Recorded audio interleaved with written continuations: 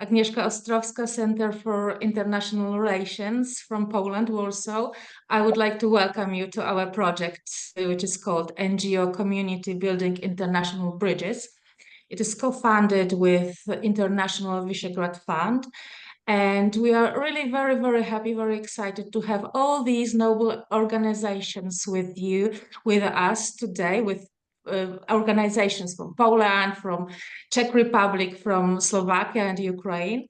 And we do hope that besides upgrading your skills, you will be able also to network, to use these really international contacts to perhaps, I don't know, implement projects later together, joint projects. And this is also a very important task, a very important aim of our project, to really network, to do something profoundly. And we will have like 8 sessions to get to know each other better and to cooperate, to learn about one another. I would like to introduce the partners that will be implementing our project, our international project, starting with the leader of the consortium, which is my organization, Center for International Relations. And we have with us Dr. Małgorzata Bonikowska, who is the president of our center. And I would like you, Małgorzata, to tell us very briefly, like 2 or 3 sentences about who we are. Yeah, hello. Very, very happy to see all of you, such a big crowd. The Center for International Relations actually is an independent think tank, foundation, nonprofit, has been almost 30 years active. We are focusing on, as the name, international relations, but we operate in 3 programs. One is global challenges. And within this program, we have issues concerning disinformation, cyber wars and threats, migrations, energy, things like that. Then we have European program. Then we have all things connecting with the European Union and European Union security and foreign policy especially. And then global program, Poland and the world. It has been a while we have been cooperating with different organizations in the domain of disinformation, I mean fighting disinformation, but also in communication sector. We are quite active working together with the ministries in Poland, with the European Union and other organizations in many different topics. So happy to implement this project dedicated to Ukraine and also cooperation of think tanks and NGOs. So I hope our experience and the knowledge we'll be sharing also with our partners in this project will help you also in your work and activities. And I hope some of you we may meet at the end of this project. Thank you. Thank you very much, Małgorzata. From our team, we also have Adrianna Śniadowska with us and Marcin Rudnicki, who will have the first session. Part of the first session will lead. They will have with you in a moment their slot. I would like to introduce the first partner. I can see Stefano Cavagnetto, who is Italian, but he works for Prague City University in Prague, as the name suggests. So Stefano, please introduce your organization. And we also have Dr. Bruce Gahir. I don't know which one of you, nice to see you. It's great that you could join us. So please, could I have one of you to tell us a little bit about your university? Yes, thank you, Agnieszka, and thank you, everyone. I'll start because unfortunately I won't be able to stay too long today, but Bruce will join the session. So Prague City University is the British university in Prague and Czech Republic. Both of us, we belong to the School of Business. Bruce is the Deputy Dean of the School of Business, and I am the Dean of the School of Business and also the Director of the Center for Research for Interdisciplinary Studies. We'll take part of these sessions, and it's a great pleasure, actually, to cooperate with all of you and will take part on this session, what is one of the main area of research of the School of Business and the Research Center, which has to do with strategy, economic strategy, in good times and in bad times, and in particular, we'll focus on NGOs. So I'm really looking forward to all the sessions, and I apologize for it's the holiday time traveling with the family for me. I apologize for that, but I wanted to be part of the beginning of it. Thank you so much. That's great.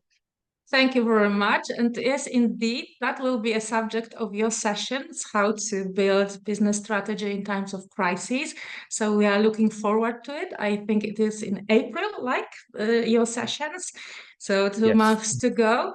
And now we will try to get back to Olga. Olga, can you tell us about your atom organization from Ukraine? I remind you. I'm leading the organization from 2015, and we were focused on support journalists and mostly of investigative journalists about local corruption. When we built a network with that team, and also another part of our work was support with consultation about making business plan for girls who provide some volunteering activities, and that was a very, very nice project, and our template of business plan still lives in some regions. That's and great. now Congratulations. we are more focused on, of course, to support journalists and free media, and of course free speech in Ukraine, and we are very glad that in this project we can support also Ukrainian NGO who just want to cooperate with partners, especially with Polish and Czech, Slovak, because there's our closest neighbors, and it's very important for our future Euro integration. Already now. Yes, thank you, Olga. Integration. We do hope the same. And last but not least, we have Ukraine House Zilina and Olesia Bazarab. Olesia, please introduce in a couple of sentences your organization. Unmuted. So happy to see all of you here today. We are a local grassroots NGO based in the middle of Slovakia, in Zilina region. Originally, we were founded as a research and community organization, like of ethnic minority, Ukrainians, for Ukrainians and Rusyns in Slovakia. But since the beginning of the war, we focused our activities on refugees. We are carrying out several projects focused on humanitarian aid, mental health, and different community-based activities. And so our we are pretty, as NGO, we are pretty new, but we have experienced participants of different origins, Slovak and Ukrainian and other. And our workshops will be in May, and we will be talking about Ukraine-EU integration and about mental health, burning out, and adaptation to the new circumstances. Actually, it will be pretty much based on our day-to-day activities since 2022. So happy to see you and hear you, and let's go. Thank you very much. Thank you very much, Olesia. So as you can see, we've got a consortium, international consortium, and international participants. We would also like to know a little bit about you, the participants. Fortunately, we've got quite a big bunch of people, over 40 enrolled. Unfortunately, we will not have time to ask you to introduce yourself, but we would like at least to do such a short exercise, and we would like to ask you what cities, but please English version with big capital letter. Tell us where from you come from, and Ada will explain you what tools we will be using in this exercise. Please, Ada. Yes, so we will use the Mentimeter. You go on the website, mentimeter.com, and then you have the codes that you can see on the screen, but I also pasted in the chat section. So just go on the website, you don't have to log in, and you use the code that you can see here, okay? And to write us which city, try to use English spelling. It is important because if you don't use it, then we will have different versions of the same, I would say, city. Try to tell us which city you come from, English version, and we shall see like the geographical distribution of our participants. And Ada, can you share the screen with us so that we can see? That's exactly what I'm doing. And I'm waiting. Warsaw. Please use capital letters for this for the first letter. Let it be capital. Toruń. Wow, that's my home city. Kraków. So Prague. We have Poland and Czech Republic for now. Lviv. Great. Okay, waiting for more responses. So for the time being, the biggest group of participants we can see are from Warsaw, Vladimir, Kiev region. Okay. It's changing. Okay, Lublin. Yes. Warsaw is still winning, right? Yes, Warsaw on the win. But it's okay. Yeah, it's great. But we can see that we also have participants from different parts of Ukraine. Yes. Which is great. Yes, and we already have 16 responses, so we'll wait for some more. Kraków, yes, so yes. That's great for the time. Do we see, Olesia, do we see anybody from Slovakia?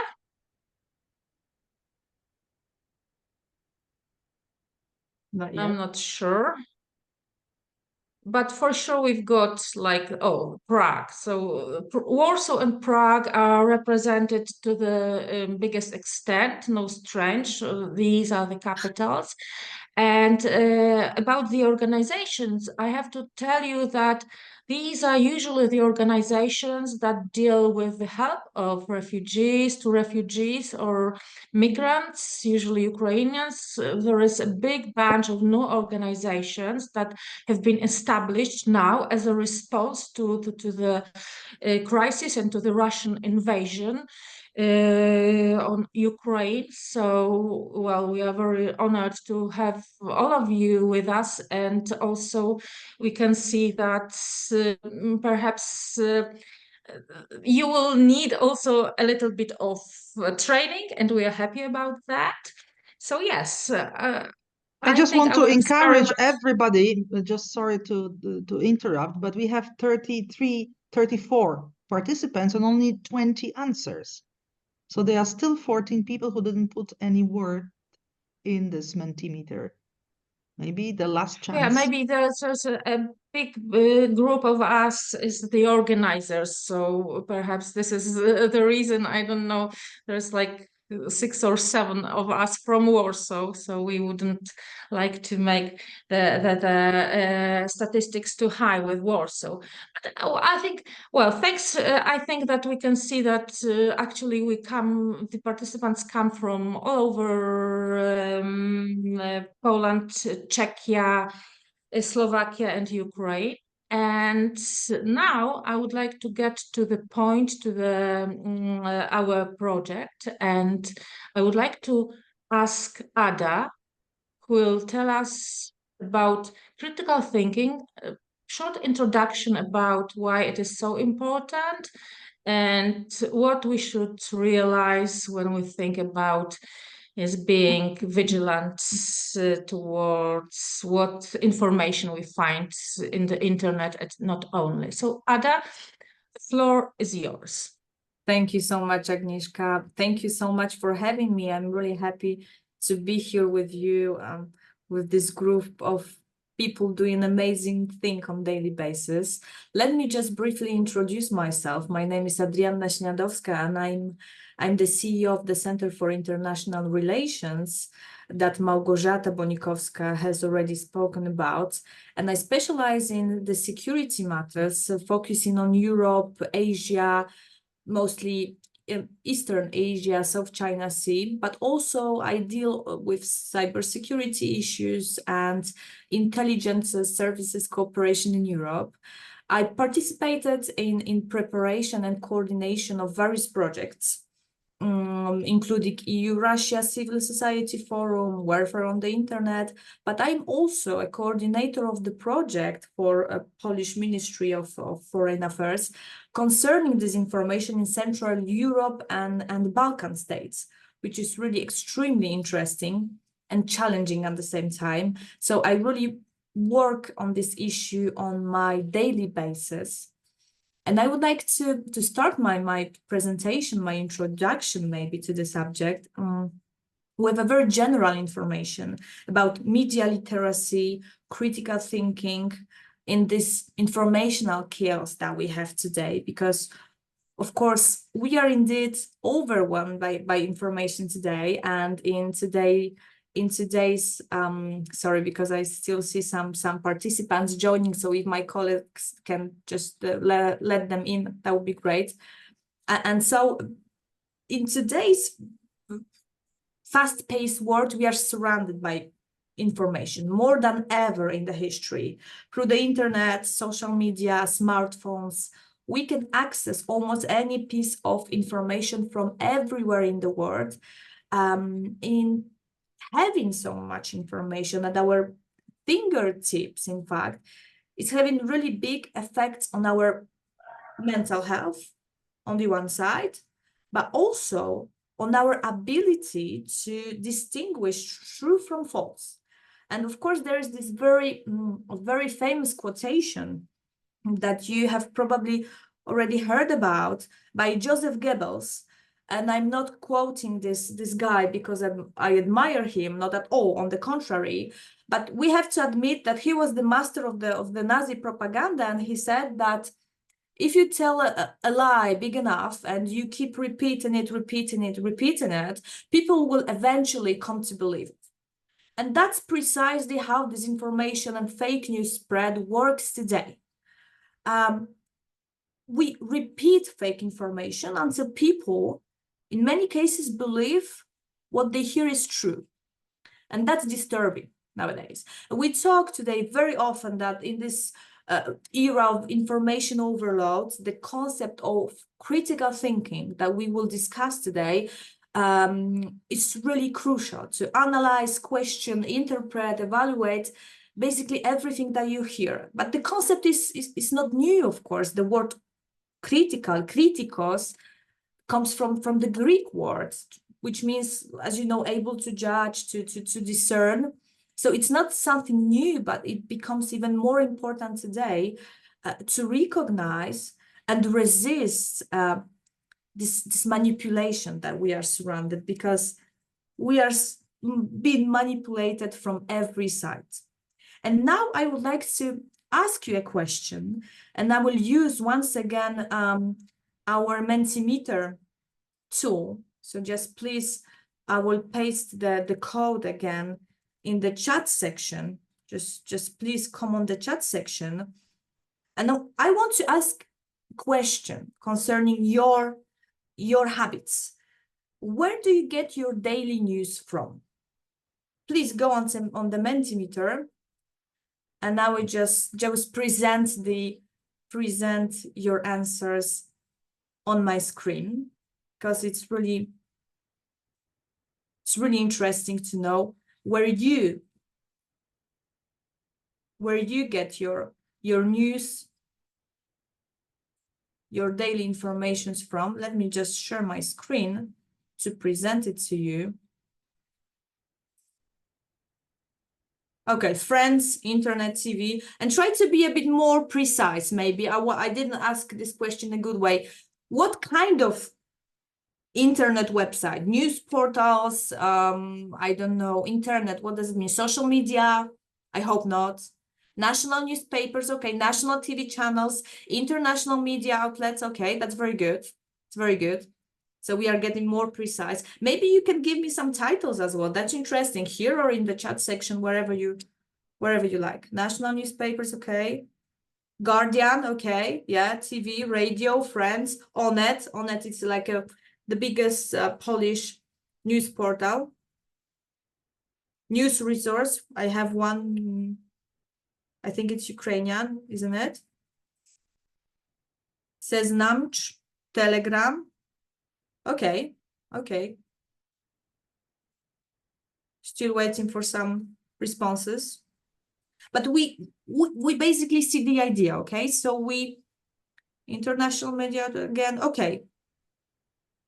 National TV channels, okay, thank you so much. So you get the idea that we all try to really identify those sources that seem reliable for us, trustworthy.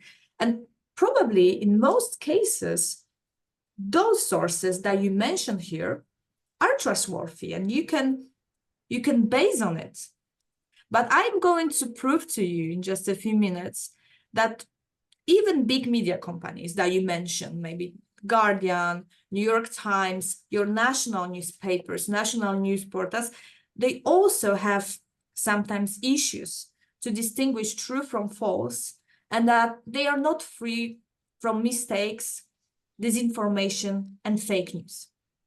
And one of such a big fake news example that went viral really is the so-called Disney case. Have you ever heard of this Disney case?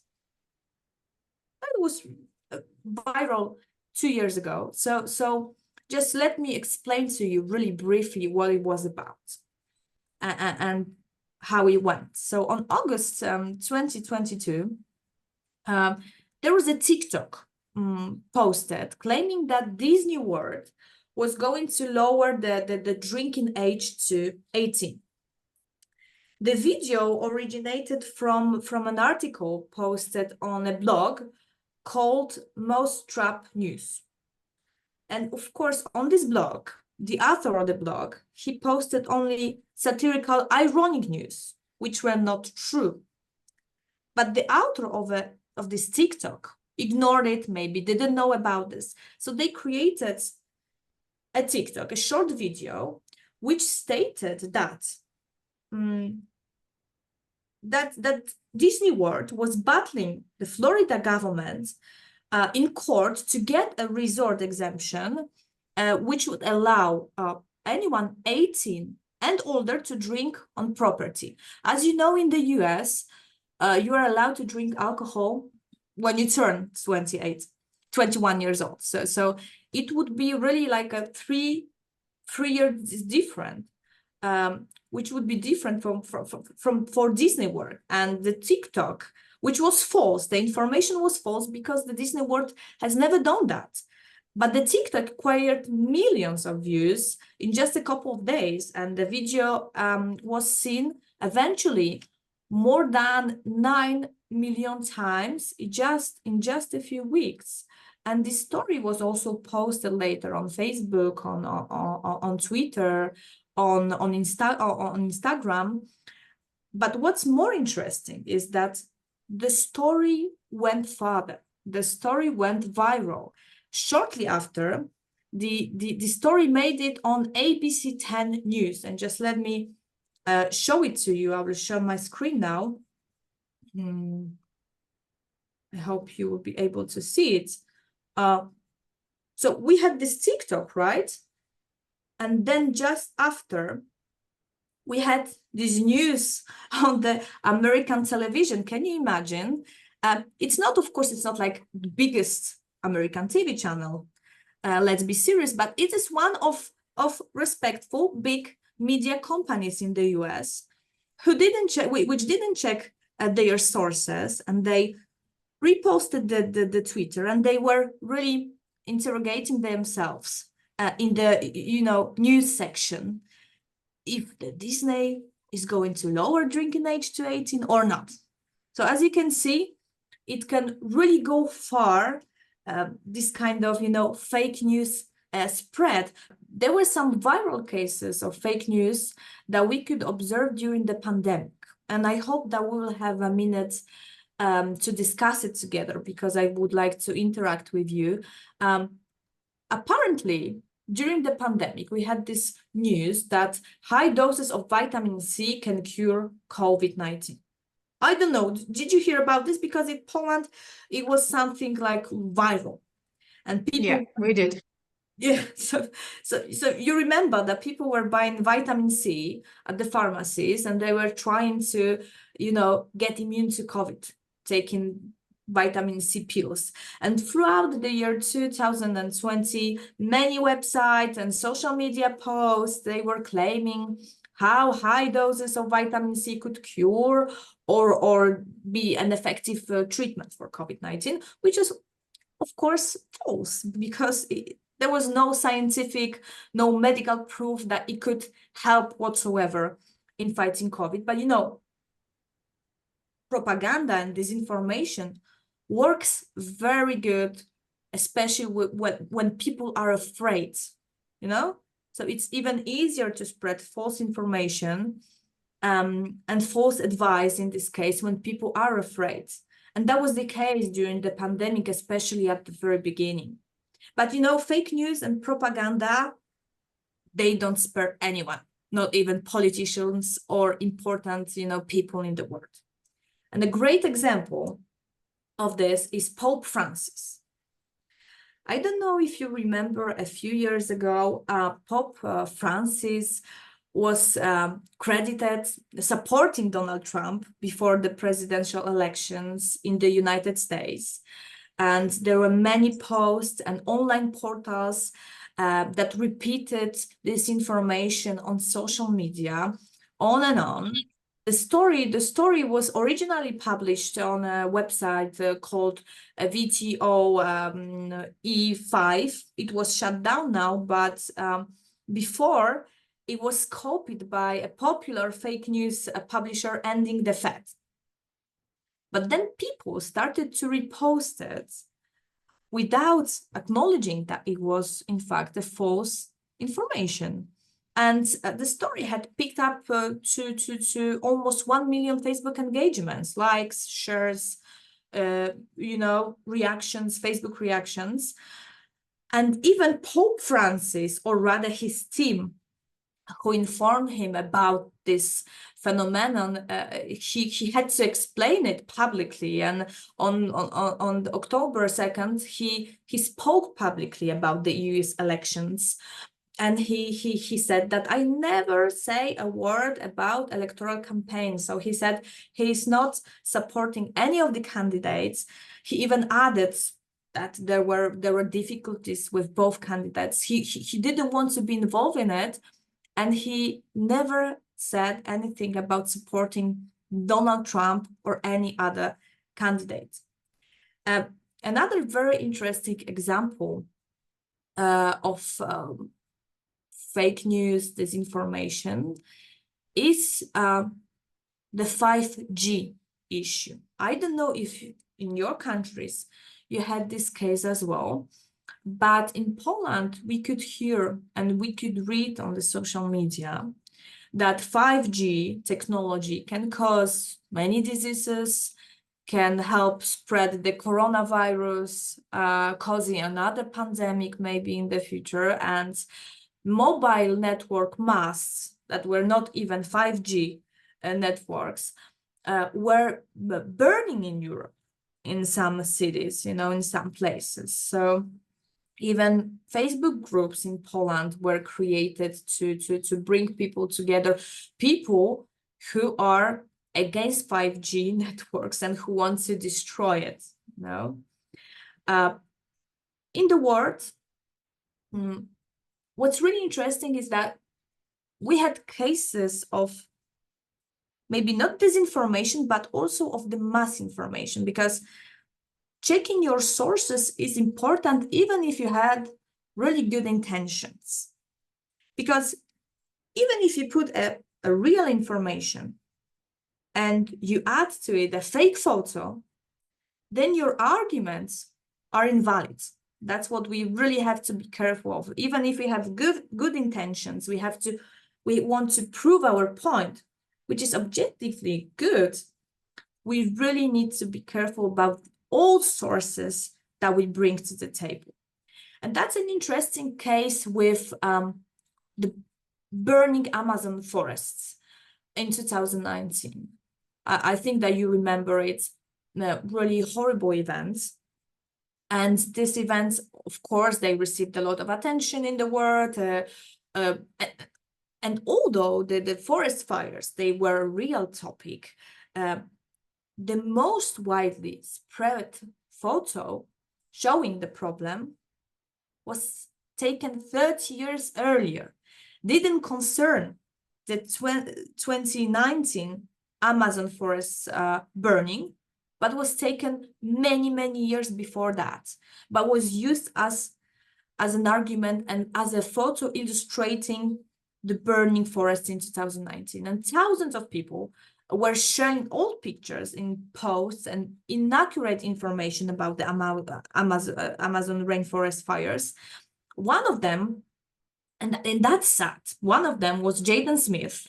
I don't know if you know the guy. Maybe younger generations than us know him very well because he's a rapper, but he's most famous for being a son of Will Smith, a famous American actor. And he posted a photo on his Instagram, gaining more than 1 million views. And let me just show it to you because I think it's interesting. So he posted this photo. Can you see it on your screen?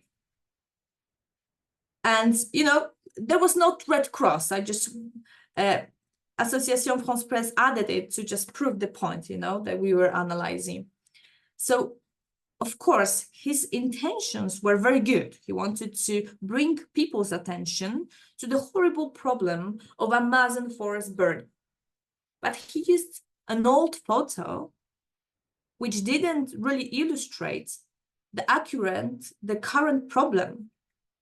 And unfortunately, he wasn't the only one, because the same situation happened with French President Emmanuel Macron, who was among those sharing this photograph of a huge plume of smoking belonging to the sky. And let me just show it to you. That's another photo that I took a screen of. And he's saying, our house is burning, literally. The Amazon rainforest, the lungs, which produces 20% of our planet's oxygen, is on fire. It is an international crisis. And so on and so on. And of course, he's right. He's right. It's horrible. And he tweeted it, earning more than 25,000 retweets. But again, keep in mind that this is an old photo, and you can check it even using 3 simple tools like reverse image search. And it showed, when you look at the photo, that it was taken by Lauren McIntyre. He was a photographer associated with National Geographic, a very good, famous photographer. And you can find this image on a website called Alamy and many other. But you know, what's really interesting and dramatic at the same time is that we are not really able to determine the exact date when the image was taken, but McIntyre died in 2003. And Macron posted it in 2019, you know, 16 years later. So meaning that this photo must be at least 16 years old. So of course, the intentions are good, but the means that you use also matter very much. But, you know, it's not only the case of the Western world or just, you know, it's the case everywhere, basically. I remember the situation in India, where a very, very common phenomenon occurred. because they introduced a 2000 rupee banknote, you know, and false information spread really rapidly throughout society, that this banknote was used to survey society, to monitor people through the use of a chip. So it's not the case only in the Western world, only in the US, but everywhere. We are not immune to propaganda. And also in Poland. Let me focus a little bit on Poland now, because that's really what's closest to my analysis and to my research. That's what we also observe on daily basis. In Poland, these cases of disinformation are unfortunately also very regular, and Poland has been the target of disinformation and propaganda for years, especially from the Russian side. And as you can obviously imagine, in recent years, due to the pandemic and war in Ukraine, those attacks are more intensive, and we witnessed a significant increase of this type of activities. And there is, of course, no doubt that with the development of technology, internet, global digitization, the disinformation can speed up and can reach more people.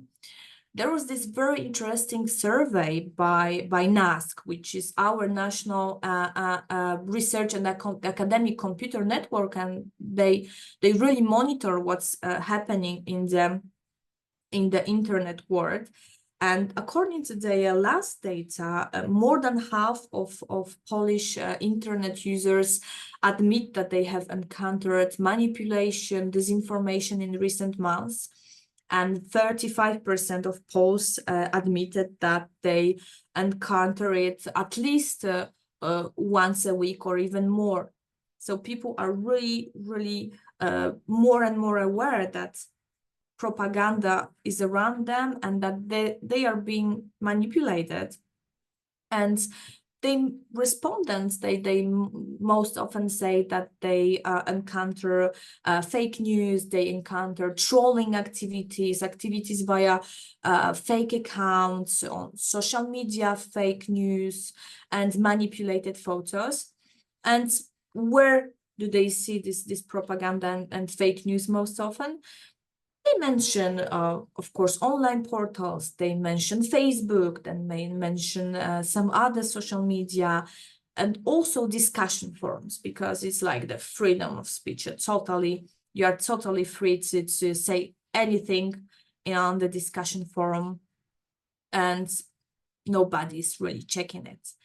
And as I mentioned, and let me focus a little bit on it now, the full scale of Russian invasion of Ukraine is accompanied by an unprecedented increase in Kremlin-generated disinformation, because we know precisely where it comes from. And Poland, as a frontline country, is the target of disinformation, and which goal is to really refrain Poland from providing support to Ukraine. It's really important, you know, because in Western Europe, for example, which is like the second zone of influence and which is a bit farther from the conflict zone, there is a different message, different propaganda message that is directed towards these countries. For example, related to a decrease in the quality of life, related to inflation and other issues. And the driving force of Russian disinformation propaganda is, with no doubt, the internet today. We shut down all the Russian informational portals such as Sputnik in Poland, so they only use internet. But you know, it's enough. Nowadays, it's enough, really. It's focus only on the internet. You can really reach out to many people, and it really creates enormous opportunities to spread a specific message. And for this reason, in Poland, we come across thousands of accounts on social media controlled by Russian entities, spreading pro-Kremlin narratives, as you can imagine. And I really want to stop here for a second, because it's really worth emphasizing that Moscow has created a real propaganda and disinformation technology machine, you know, and one of its characteristics, it's something that I mentioned at the very beginning, is that one information is repeated on various websites, you know. So even when you see an information that seems a bit like a clickbait, seems a bit unreal, but then you Google it, you know, and then you see it on different websites, one website, second website, third website, then you're like, okay, you know, maybe the word is crazy, maybe it's true, in fact, you know. That's how it works. That's how it works, that you try to maybe get used to this improbable information, and your brain starts to accept it. That's how Moscow is trying to reach out to many people in Poland. And this propaganda, this Russian propaganda machine started even before the Russian invasion in Ukraine, you know, presenting Ukrainians in a bad light, in order to really discourage Poles from providing them with support, you know, really trying to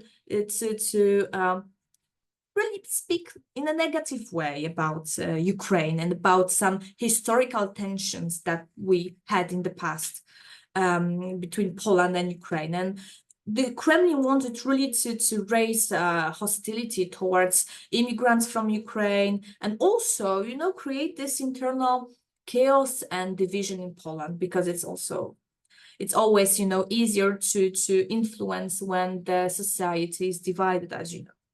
And I just wanted to show you now, hope you can see it. I just wanted to show you one slide. Is it visible now on your screens? Because the hashtag, there was one very famous hashtag, stop Ukrainization of Poland, you know. And even Polish politicians, well-known Polish politicians, they help to spread this kind of disinformation and propaganda. On the photo, on the right side, you can see Grzegorz Braun from one of Polish important parties. It's not a ruling party, you know. It's not even one of the main parties, but it's an important party, influential political party in Poland. And he spread this hashtag, stop Ukrainization of Poland, in Polish, of course. And it was retweeted and retweeted and retweeted again, you know, and people just, you know, started to really believe in some arguments that he was saying, but he wasn't the only one. And then in return, pro-Kremlin centers, they used this voice from Poland, these photos from Poland, to create their own content, you know, in line with Moscow's interests. So Russian new portals, alternative portals, Telegram channel networks, they exposed the message that allegedly there are mass rebellions in Poland, that Poles are unhappy with Ukrainians, and so on and so on. And another very important example of fake news, disinformation activity that went really viral, and I think that you may have seen it, is a video with President Volodymyr Zelensky that appeared on the internet. I think that you might have seen it, that there is this deep fake recording that showed the Ukrainian president who is calling on his soldiers to lay down their weapons, that we have to give up. Have you seen this video on the internet? Like very famous one. I wanted to show it to you, but I don't know if you will be able to see. So there's this deep fake of Zelensky, which was circulating everywhere. As you can see, this deep fake it wasn't a masterpiece, you know, it wasn't perfectly done, because we could see like that his neck is a bit different. But then, you know, it was a while ago. Those deep fakes are getting really, really better and better now. You wouldn't believe. And let's just, you know, think about people who might have seen this on the internet. We are all here educated. We are aware of many phenomena happening in the world. But this kind of message can go to people who are, let's say, excluded when it comes to technology, who are elderly people, who don't have this critical thinking skills maybe. And that can be really dangerous. Again. And now I just wanted to, maybe because I'm running out of time, I know this, but I just wanted to take a few more minutes to discuss with you, you know, what kind of propaganda and disinformation cases you encounter in your countries, in your job, or on your daily basis. What influenced you, what shocked you, what really, you know, inspired you to develop even more your critical thinking skills. Just try to give me a few examples and let's discuss it. Maybe in the chat section, maybe you want to raise your hand and share your experience. It will be much appreciated. Yeah, and if I can jump in, I think that it would be very interesting to learn something from our friends from Ukraine, because you're on the front line actually of this information and this whole machine of Kremlin propaganda is against you, most of all. Yes, maybe you have seen something on the internet. Do you want to share your experience in the chat if you are shy? Or else you can just tell us, and if you want to just speak to us, please introduce yourself. Yes. That would be also a nice way of knowing each other better. If not, okay, try to join us with the chat. Or... Maybe after a short break that we will have, if you want to think about something, if you want to share something, maybe you have some questions or some comments. That's the moment for you. Yes, Irina, I think it's your raising your hand, please. Irina Roik. Hi, nice to see you, all of them. It's about manipulation and propaganda. We have a lot of really great examples in Ukraine, because every day my colleague work as a journalist, work with fact-checking, with I don't know, with a lot of checking of information and something else. And in the end of the 2023, I made some conference in Kryvyi Rih. It was about women experience during the war, and I invited my good friend. She works as a journalist, and she prepared really a good presentation about manipulation in the social media. And for example, she showed a lot of images. For example, when you saw, I don't know, two sisters in the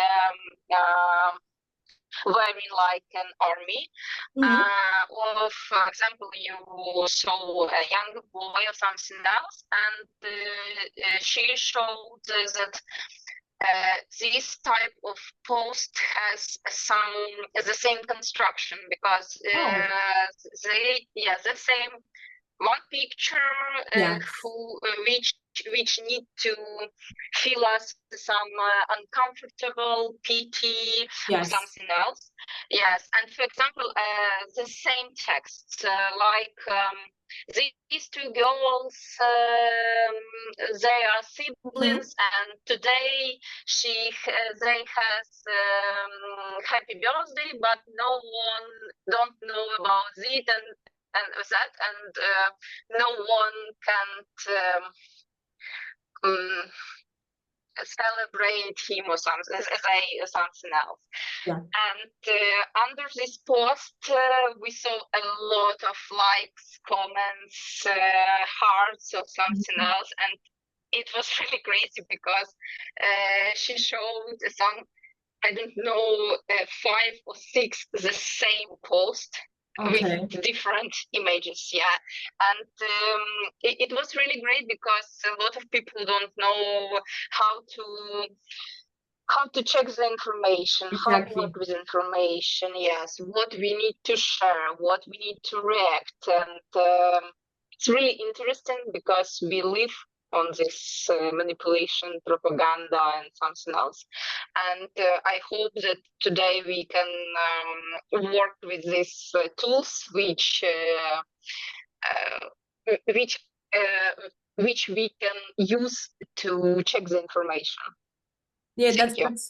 Thank you very much, Irina, for what you said. Thank you so much.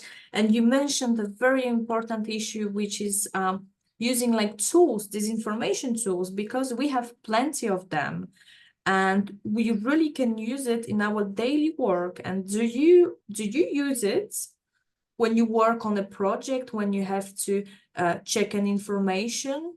It's like a general question to everyone. Do you use this kind of tools? Irina, do you do that? I will try, but I work with another type of information really because I work a lot of partners, and in our organization we have some people who help us to check some trust partners or something else. Oh. And yeah, and mostly I use some sources for that, like Open Data Board or something else. Okay. When I want to check people on some manipulation or something frauding or something else. That's very interesting. I'm asking because my colleague Martin, in a few minutes, he will talk about these tools. He will give you hints, and he has like really very interesting tool that might help you to check your project partners. In fact, so it's very nice that you mention it. Who else would like to speak? We have a few more minutes. Gabriela, would you like to say something? Because I showed that you put your video on. Would you like to share your story about tools that you use, or about disinformation cases that you see in your work? What do you say?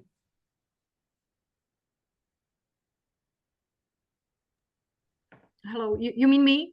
Yes, Gabriela, that would be my pleasure to hear.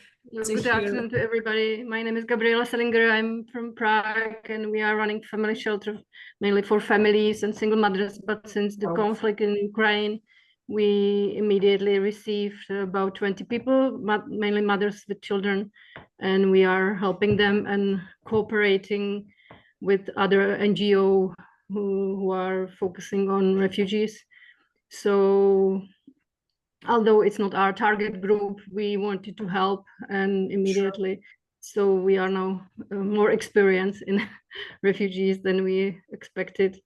But I'm cooperating. I have friends who are journalists in Prague, so I know that it might be somehow similar situation, probably in Central Europe or Poland as well. Yes. Other places that some people trust fake news, and Yes. I know some journalists here are focusing on this topic and trying to name it, or organizations, and of course there are also some pro-Russians, Yes. even politicians here as well, or people who are sharing fake news about Ukraine, and it's slightly changing also the atmosphere. I think it was more pro-Ukrainians and a lot of help, of course, since beginning. But I think it's still pretty amazing that people are really still helping. We even raised a tank for Ukraine, and which is pretty impressive. Like individual people, they just raise money for tanks and guns and drones and everything. And I think it's really wonderful that I think that majority of people still support Ukraine and refugees. Thank you so much. Thank you, Gabriela, so much. Thank you for sharing your experience. Who else? Because we still have a few minutes. Mikola, what do you say? Hi, yeah, Hi, pleasure to meet you. Hi.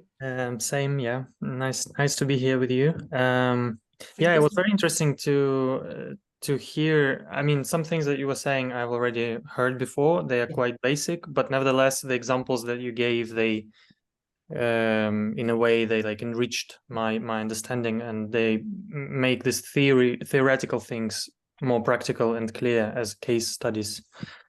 To be honest, well, I work in an artistic field. I'm a theater maker, so I don't really come across information like in my professional life in the same way as journalists do, or like people who I don't know, with information like all the time. So I don't really have like a story to share or anything. Okay. And do you use any tools in your work to check your sources? How do you check your sources? Yeah, well, surely there are like dodgy websites and dodgy media, which like they even like their names are funny. So why would you know what I mean? So like it kind of makes sense to just Google it and see if it comes across in the media that is like respected. So that's pretty basic. You don't need much. Yes. Like a large toolkit to do that. Anyone can do that. So like my main approach is not to jump in straight to the conclusions, but first just to make sure that it pops out somewhere else. Because if it doesn't, then it's weird. That's true. That's true. Yeah, double check or even triple, right? It's always better. And we also have Natalia Fedorenko, who wrote on chat about the information about the harm of vaccination was actively spread in Ukraine. It was the case in Poland as well. You know, Natalia, thank you very much for sharing with us. Those people who were vaccinated had babies with tails. That's what's Natalia is writing about the fake news about vaccination. And she's also adding that through vaccination, chips are implanted in general, and information war is being waged in Ukraine. Same here, Natalia. Thank you very much for sharing your experience. We had the same fake news about vaccination in Poland, and it's still the case. That's why in Poland this vaccination rate wasn't, you know, really a big success, although we had a very expensive, you know, media campaign to encourage people to get vaccinated. You know, those fake media were strong enough, those fake news were strong enough to discourage people from getting vaccinated. Thank you so much. And I see that there's Julia Boguslavska. Hello, Julia. Hi. You rose your hand. Yeah, I'm so sorry. I don't know. Do you hear me well? Yes, very well. Very well. Oh, great. I'm sorry. I'm still on the road and reaching Warsaw shortly, but I'm with you all the time. And thank you so much for a great introduction. What I was reflecting actually is not, it's not really about the tools, but how to reverse back the beliefs and true information to people who are completely out of real information zone. I'm originally coming from Donetsk, Donbass. I'm acting in Poland and live in Poland for last 10 years, running the project Ukrainka w Polsce, Ukrainka w Polsie. Well known. And yes, it's quite well known by now. And I wanted to give an example of my family, which is split up between Donetsk and the rest of the world, actually. Where it took us 10 years to fight for any kind of true information inside of the families, and how dramatic it is actually to have such a family who is in belief that you are shooting into them, including running the supporting project somewhere abroad. And every time we are speaking with them, I managed, after first 8 years of war on Donbass, to bring my parents to Lviv. However, the rest of the family is still there. And they, of course, are following Russian orientation, including my younger brother, who is actually, who was brought up in pro-Russian orientation. So it's extremely difficult to speak to somebody who was raised up as a child to believe in something he's not familiar with. And when you were presenting different cases, I was thinking what we can do and how efficient we will be in the future and how to reach them technologically or TV-wise or internet-wise with any true information, because they're completely blind and in denial of true perspective of war in Ukraine. It's That's just correct. like a point. No, that's very sad, but very accurate, and I think that it's a bit basic again, but education seems to be the key. The only weapon that we have in this information war, we can really educate people and really encourage them to look farther than what they see in the TV or on the social media, and really get a global perspective. That's what we try to do. And that's why organizations like yours are so important. That's why strong civil society is so important, to really give people a chance, an alternative, information alternative they can learn from.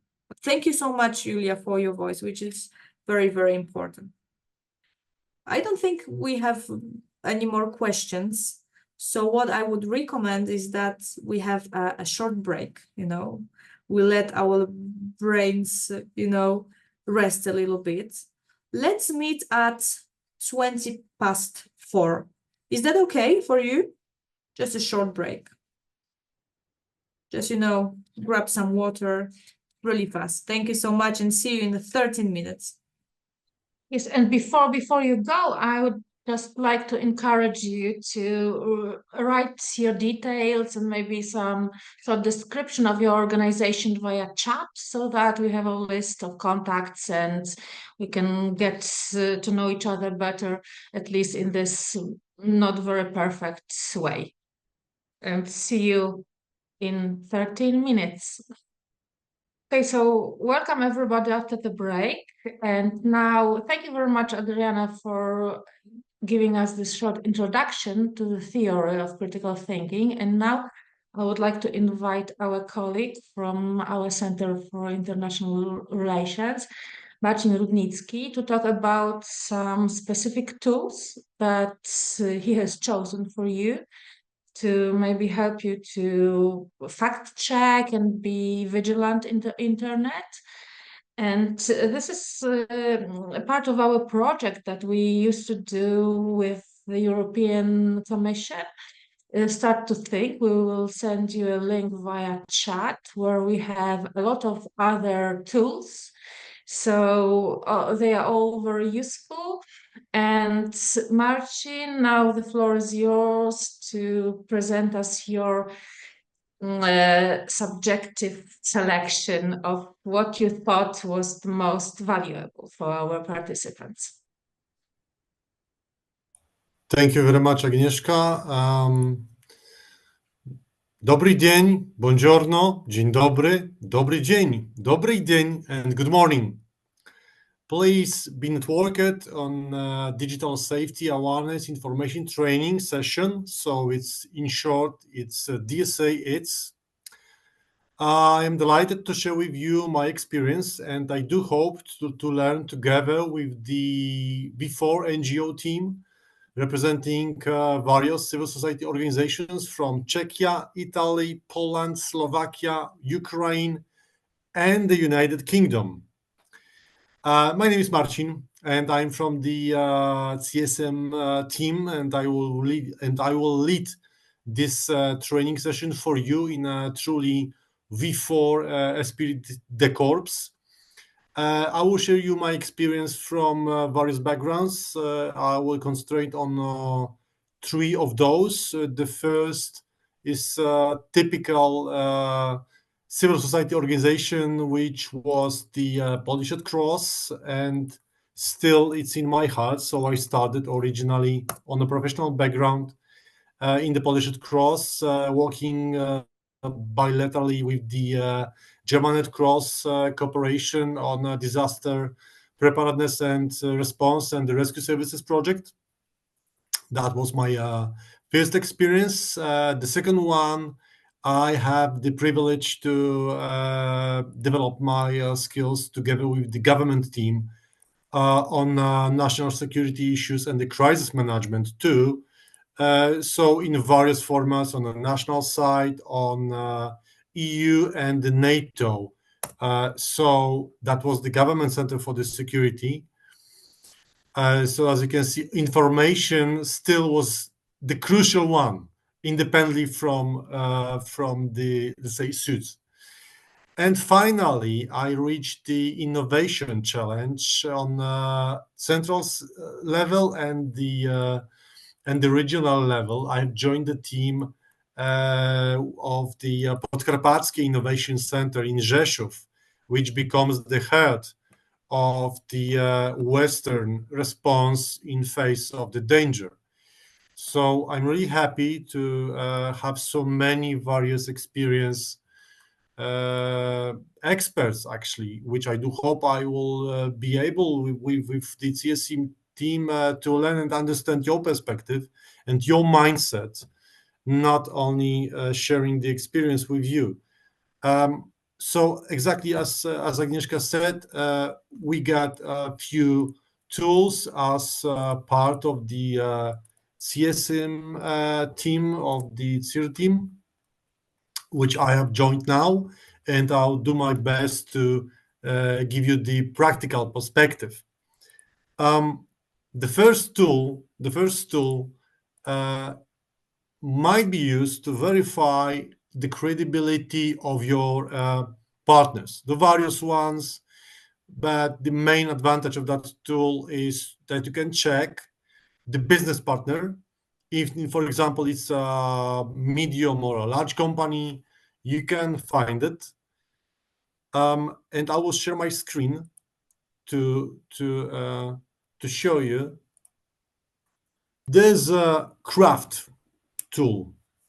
It's very useful when you in search, for example, let's say like Boeing company, well-known company in aviation, in the defense, space, and so on. Through this website, you can find, for example, key people in this company. So you don't have to Google ours. You can, for example, see the chief operating officer of this company. Here it's her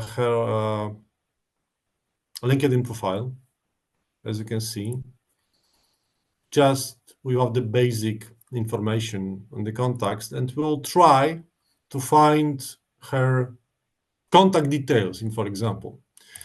Then you jump into the rocket search tool, which is absolutely free. The first five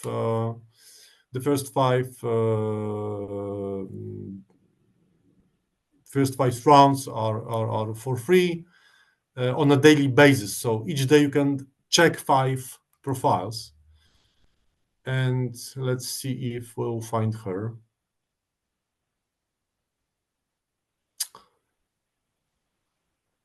As you can see, here you go.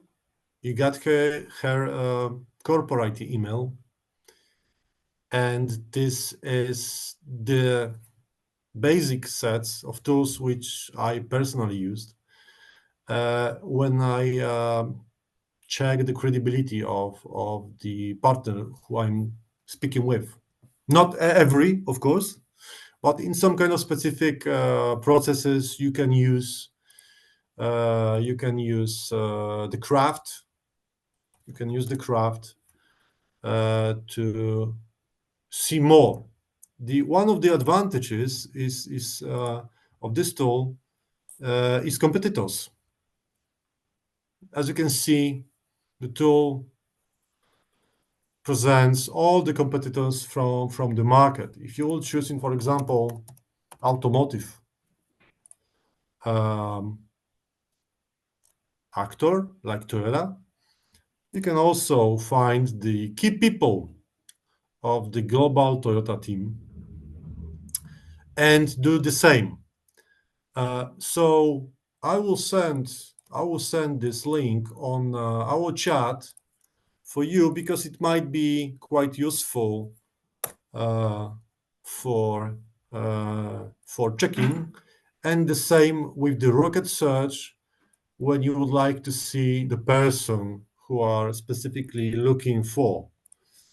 I'm not sure if every company is present here, but it's quite useful tool, and I do hope that you will have a lot of fun with this actually.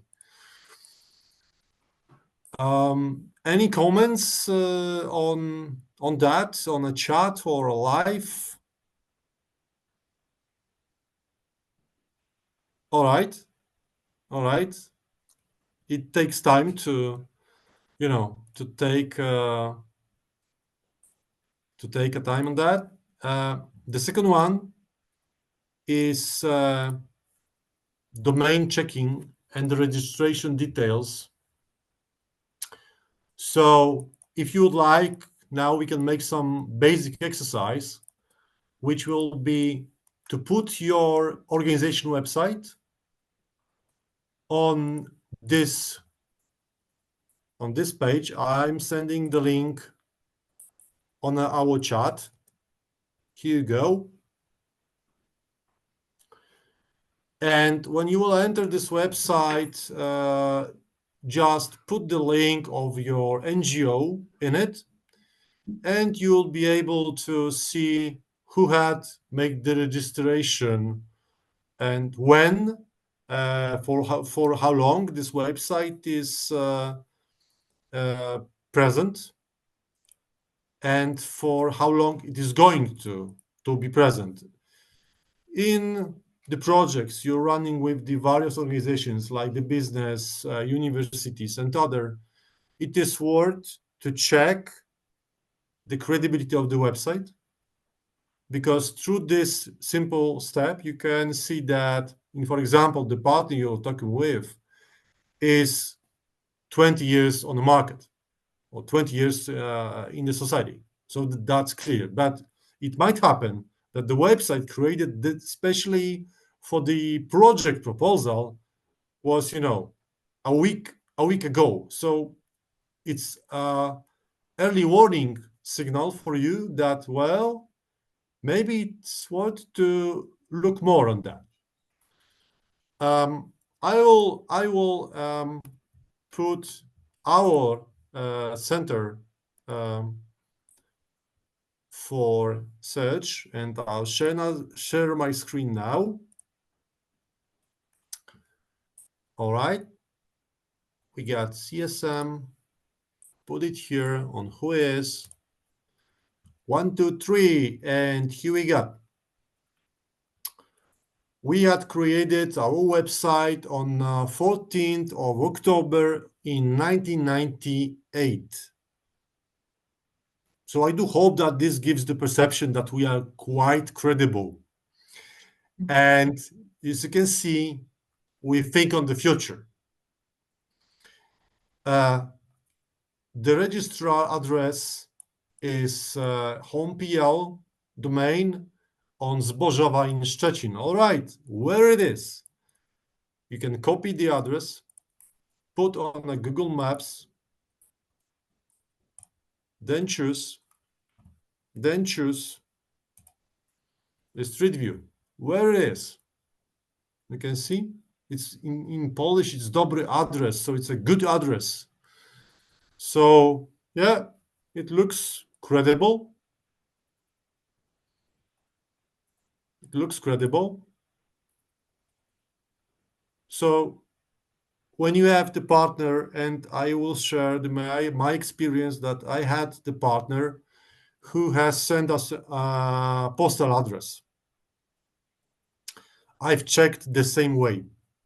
What the outcome was that there was a small house in the middle of nowhere, but the image of the partner was like a big corporation. And I thought, well, do we want really to deal with that kind of approach of saying that, okay, we are a big company on the one side, and at the end we are the small one? Where's the balance between that? We spoke with the partner. the outcome was completely different, but that gives us an early warning signal to check it double, because maybe we would be on let's say a risk path, right? So I really encourage you to use these simple steps to make you more aware on who are you working with and communicate with, because in those days, as you already mentioned, there's a lot of threats, not only those military types, let's say, but also the civilian ones. So it's worth to double check for your comfort. It takes time, but it takes less time than to respond in case of a bad scenario. So it's a good investment. Any questions on that, or your initial perspective, feelings, whatever you would like to share now?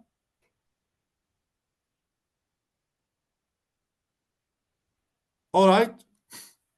So let's move to the third set of the tools, and still we have some time, so maybe we'll share some kind of extra tools. We'll see. The third one part is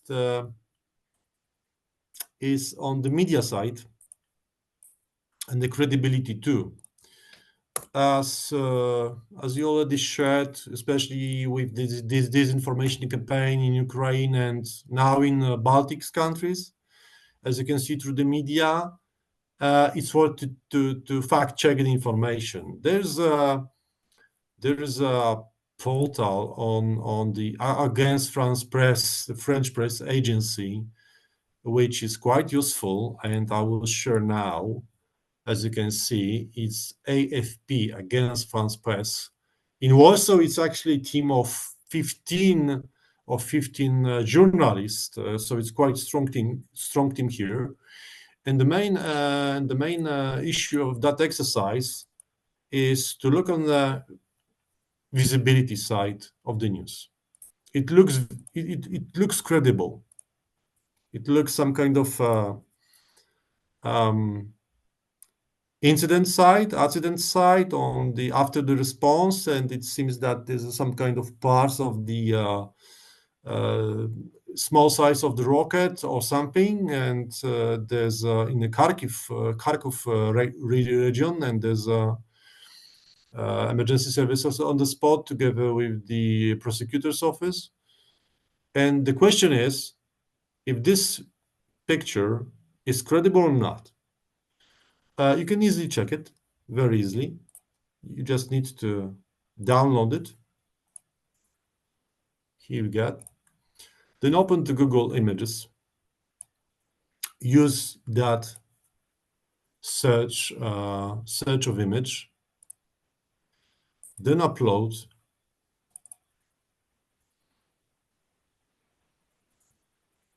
And then search. What it means is that the first was translated by Al Arabiya, and the credit for the photo is AFP. So it's credible. What I'm going to give you the perception on that is the fact that when you use this website, most of the information, or even single, are credible, double-checked, and so on. What we are trying to give you the perception that please have your mind open every single second, every single, to check if you have any single thought that there's something wrong in this picture, or it looks strange. It was used in some kind of, blurring or filter or some kind of specific tool used. Use this Google Lens, and then you will have double credibility on that.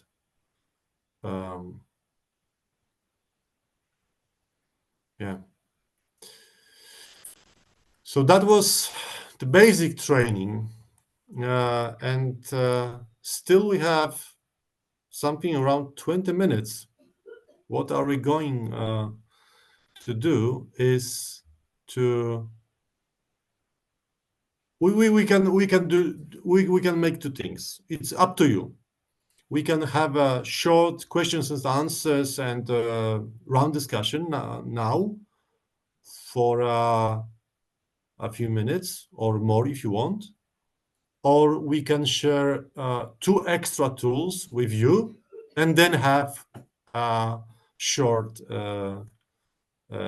questions, answers, ideas, thoughts, and so on session. It's up to you. You choose which the version you want. The first one or the second one. Put this now on chat.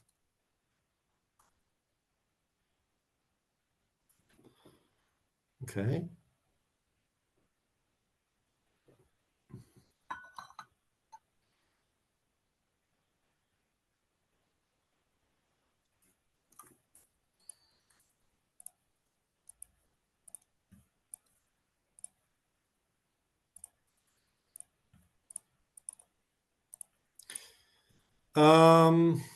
Okay. All right. So the second approach. All right.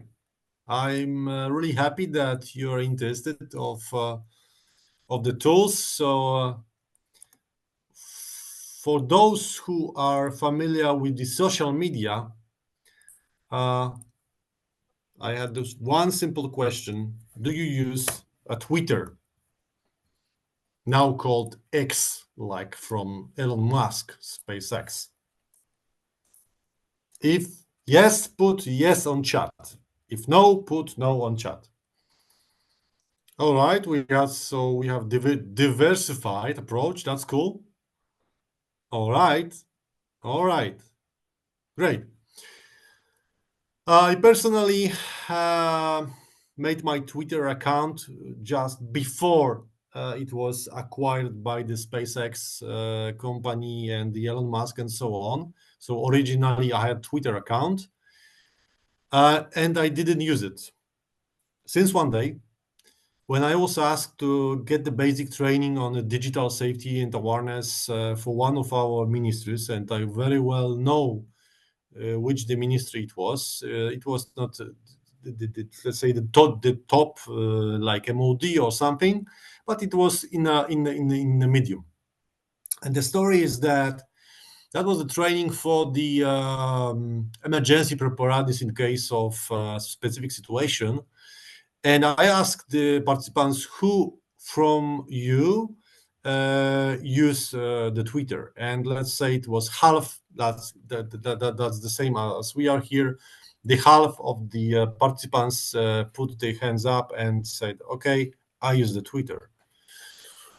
So when you use the Twitter, I will show you one thing, which is quite important, I think. When you use the Twitter, here you can see my personal Twitter account I share with. And I put V4 tweet with Go mode and published. Let's see if I'm visible globally.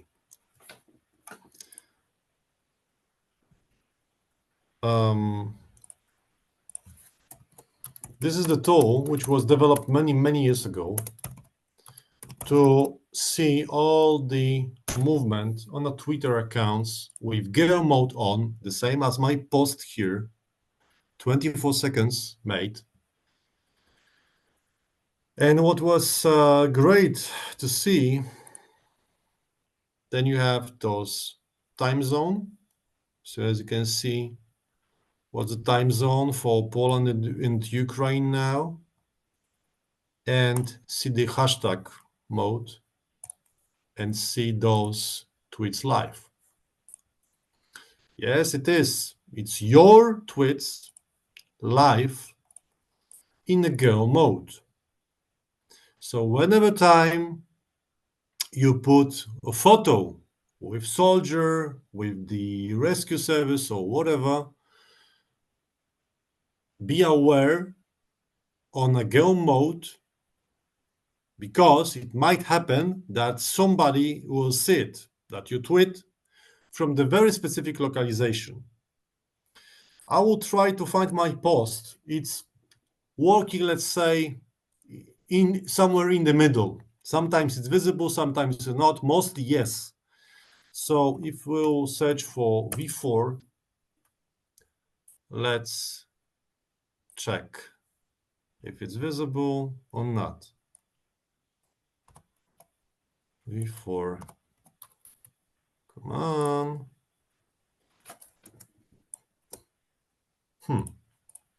1 minute ago, maybe it needs to take time. So I will send you the link to explore this tool, because it's worth to. And what I'm going to show you also is that when using this tool, you can specifically find some kind of extraordinary activities. Here you got those tweets, various ones. And let's find if in Warsaw there's a specific place which I found, which is tweeting a tweets. It's not visible yet, but there's one place in Warsaw when you have those tweets, then you have, let's say, 2,000 tweets per hour from one localization, 2,000. So every time you communicate on social media channels, your activities and so on, that might be visible here. This is also about your credibility, about your visibility, about your awareness on, let's say, strategic communication. So what I'm going to say is that please be aware on those clickings, because we would like to think that everybody is friendly and it would be great to live in a great world. However, our reality since the last months and years is quite different, and it seems that it might be quite different in the future, very quite different. So I'm really happy to share this knowledge with you. And the last one on those reality and unreality with this digital world and not digital world. There's a tool used for creation of non-existing people. Here you got on our chat. By using this tool, you can create an expert,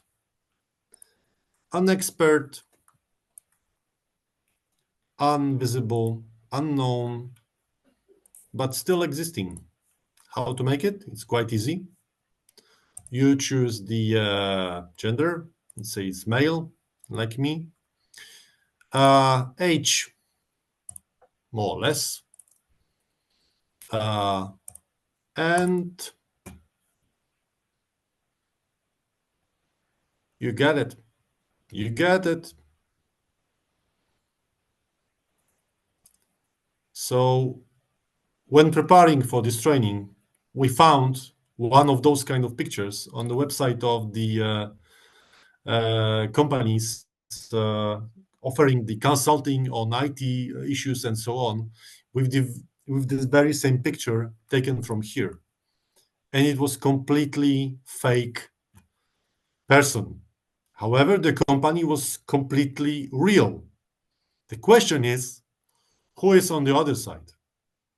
Maybe AI, maybe not, but it was to check it.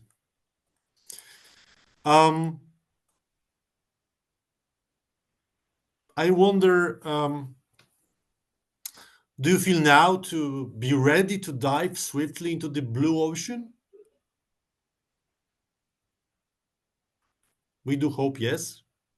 And from our team and from my side, I would like to say dziękuję, grazie, dziękujemy, dziękujem, dakuju, and thank you.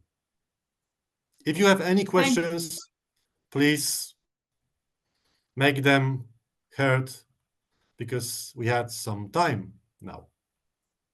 Yes, thank you very much, Marcin.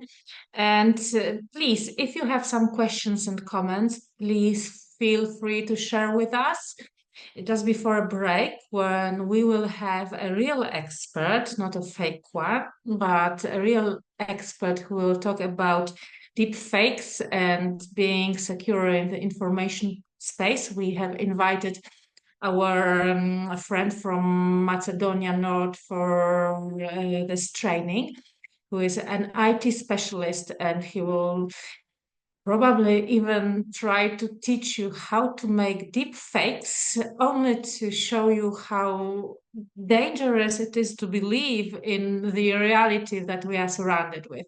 So this is after the break, but before the break, please, if somebody wants to ask a question or pose a comment, feel free to do so. Do we have any volunteers? Yeah, we have Irina from what I can see, right? Hi, Irina. Yes, please, Irina. Okay. Marcin, thank you so much for these tools. I'm really here about part of them firstly, and I will try.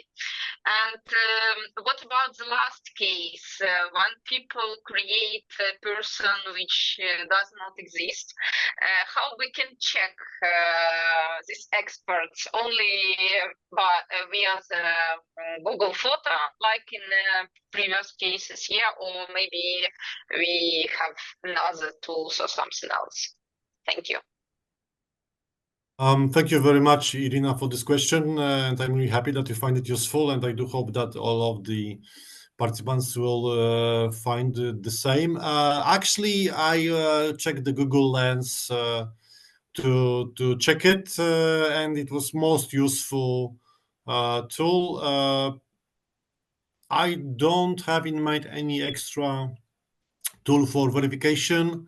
The Google image advantage is that almost every single photo you put on the net, then you find it. So yeah, I would advise that. But if anybody has an idea how to additionally validate it, please put it on the table, because it's win-win-win situation, right? Yes, this reverse, if I may, the reverse Google image search seems to be quite a useful tool. Of course, there is no 100% guarantee that it will work, but if there is an expert, real expert, for instance, our president of Center of Center for Relations is quite active on media, social media and other media. And usually when there are some interviews with her, there is usually the same picture of her. So if you Google her, you will usually find the same picture all over for like 10 or 5 years. Actually, maybe that would be a good idea to change it for something newer, but that's an idea. So if somebody is a real expert, usually he will have this photo used by different media. So if you can't find this person, it doesn't mean that he or she is a fake expert, but maybe that we should be cautious, especially when this person says things that we're not 100% sure they are right. Okay, so this is, again, there is never 100% of guarantee that something will work, but nowadays we should stay vigilant and try to be our own fact-checking agency when there is something which we think is at high risk of being faked or misinterpreted. Yeah, that's hope. Any other comments or questions? Okay, so if not, we will have now 7 minutes break. We will meet at 5 to meet our friend Blagoj Nenowski from North Macedonia, and we'll see you very shortly. Welcome back. It's nice to greet our partner, Blagoj Nenowski from University in Bitola from Northern Macedonia. And I'm sure I'm leaving you in very good hands. Blagoj will demonstrate to you how easy it is nowadays to make deep fakes, and he will also give you some hints how to be safe in the information space. He's an expert, an IT expert, and he will have a lot of things to share with you. Blagoj, it's so great to have you with us again. Hello, Agnieszka. Hello, Adriana. Hello, everyone else. Hopefully you can see me as well as hear me well, right? Yes, Blagoj. So the floor is yours. And Thank so you. are our participants from Poland, Czech Republic, Slovakia, and Ukraine. Thank you. Hello, everyone. Hello again. Let me start by giving a short introduction about myself. I'm Blagoj Nenowski. I have my bachelor's, my master's, as well as my PhD. All three of them in the field of informatics and computer technique.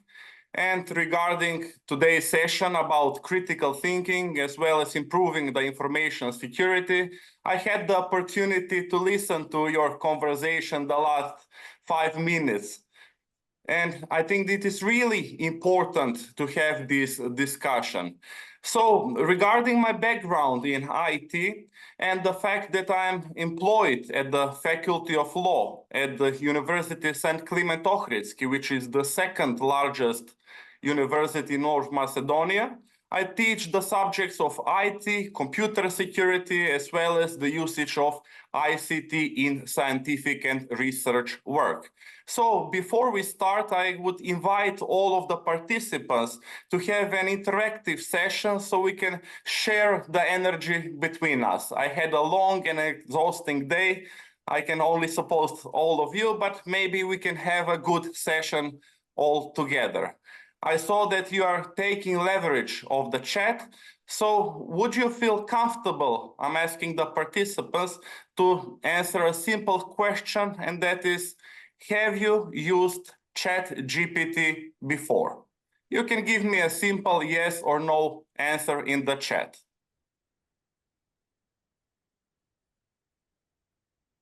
So we have 5 answers at this moment. 6 answers. So the vast majority of us has previously used ChatGPT. I think that we can all agree that is changing the paradigm of how we used to work and how we are working at this moment. So has any one of you ever used ChatGPT to create disinformation?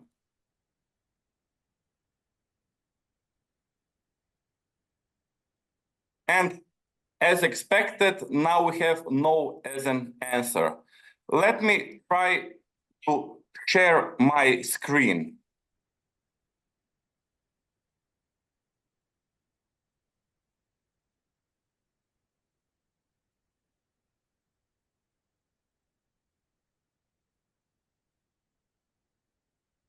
Okay, hopefully you are seeing my screen, right? Excellent. Yes. So let's start by typing this. I am holding a workshop on disinformation. I want to show the participants. Second. Participants.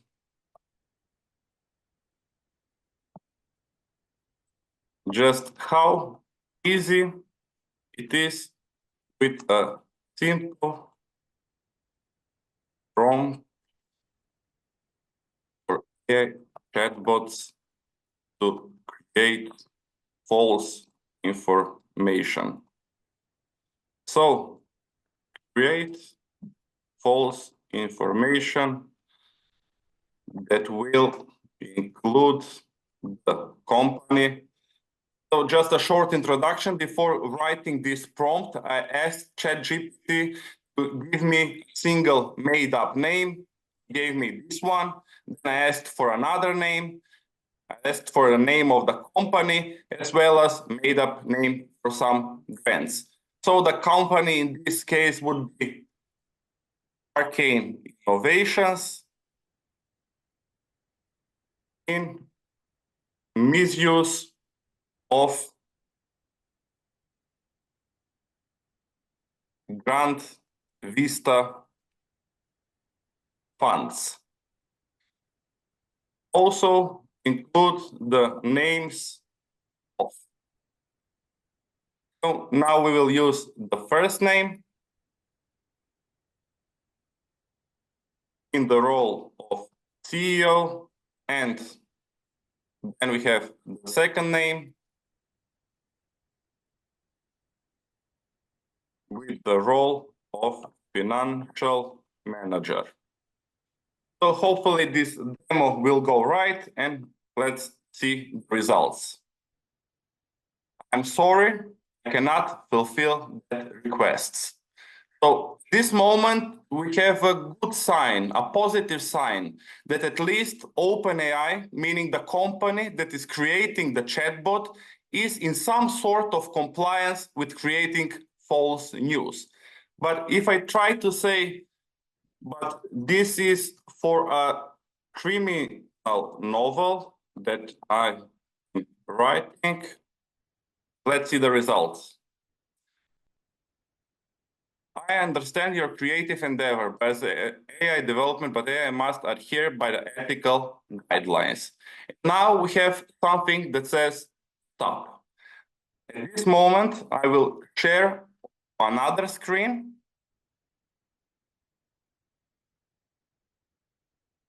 Show you my interaction.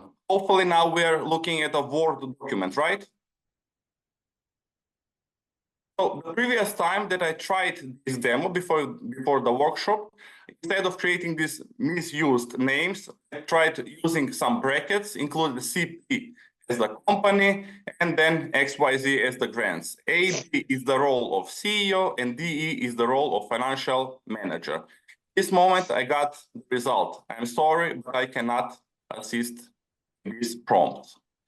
And then when I said, but this is a request for a novel that I'm writing, I appreciate your clarification. And then I even got a title, Shadow of Deceased, in the bustling city of some made-up city. Maybe the charismatic CEO of a certain company. So with this prompt, I can just go and change city with made up company.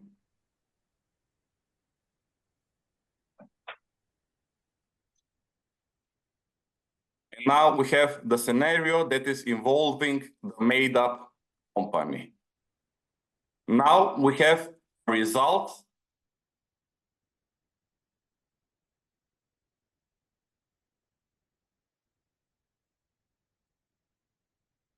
Now we have a result with fake news. This fake news can also be put in ChatGPT to even call for a citation of a specific source. So I can only imagine that also in Poland, Ukraine, and the other countries that are participants here, once we have an explosive, a bombastic news story, there are multiple media that are taking the same source and that are sharing the same information all over the internet. So at this moment, I just showed you how we can leverage the usage of ChatGPT to create textual disinformation. We'll go to Google, create a face swap search. We can see we have pre-marker AI, Windows, and we also have Pika AI. If we open Pika AI, we can add a face. At this moment, I will use the face of famous actor Brad Pitt. The image is uploading to the server. Now I can choose a predefined image from where I want to insert his name. At this moment, we have a queue of 79 according to Pika AI, and this result should take 20 seconds. We will wait for a couple of seconds and see if we have the final result.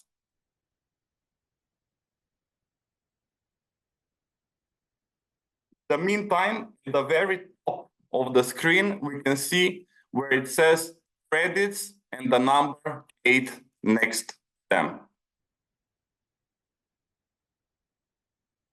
Here we have the image of Brad Pitt being put into this face. This is just one demonstration of how we can use face swapping. Also, we have the option to use multiple faces. We can change the photo of the so-called detective, and we can also insert a picture of his co-actor, Leonardo DiCaprio. Here we can create another picture, and this is only one example of how face swapping can be done using artificial intelligence. At this moment, I would like to show you another website called Fake Details. So here we can see we have the option to create a fake mail, create a fake number for phones, personal detail, and I would like to look at the option social media. So we can see that we have WhatsApp, Facebook, Instagram, X, TikTok, YouTube Hangouts, also chats. So the Facebook part, we can choose Facebook chat. And here we have a predefined screenshot. In this screenshot, we can change the name. Let's say we will have a conversation with Brad Pitt. We can change that we are friends, and also we can change his town. He's living in Las Vegas, California. We can change his picture, use the size, and we can start write messages. So the first one will be, hey, what's up? We can even change the sent status, the scene, and the time that we received this message. So now we have, hey, what's up? Then we can add another message from the receiver. Hey, I am attending a great workshop. So we just asked Brad Pitt what's up, and he replied us that he is attending a great workshop. And this can be used as a screenshot. So we can click on download Facebook message as an image, and then we can start share this screenshot. Also, here we can use again Facebook, and we can create a post. This post will be created by Leonardo.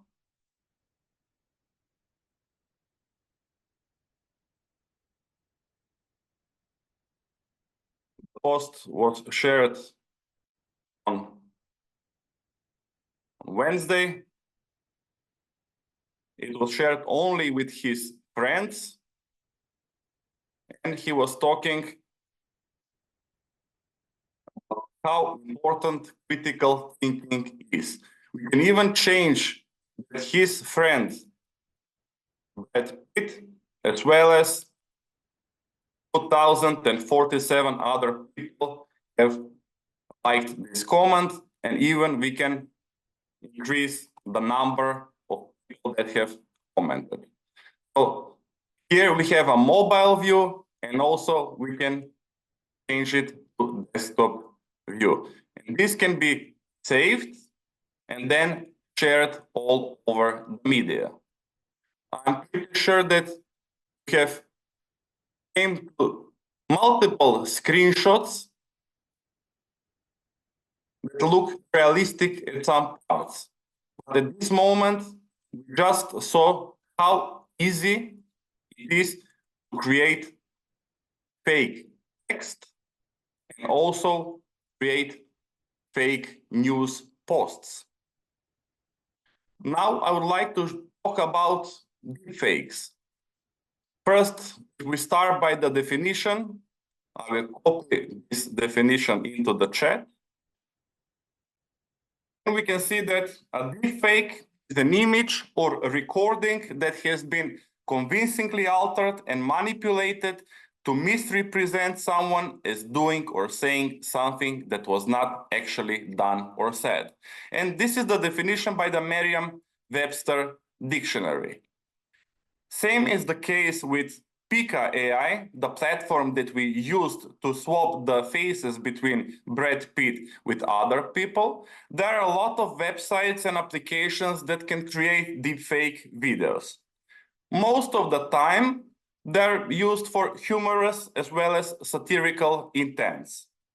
These applications include Deep Swap, Face Magic, Swapstream, Reface, FaceApp, FaceDropper, etc. So the main purpose of these applications is that they usually charge their users fees in the form of tokens or credits if they want to use additional features of their applications and websites. But here we have to be very rigorous about the fact that there will be a trace on the internet. So advanced disinformation centers are using open source tools to create deepfake videos, and they are created locally, meaning that they are not using the internet, but they are using their own local personal computers. Two of the most used applications to create deepfake videos are called Face Swap and Deep Face Lab. They're both available as open source, meaning anyone can view, can edit their code, and there is a lot of community as well as forums to give support to other users. At this moment, I would like to share a deepfake video that I have created.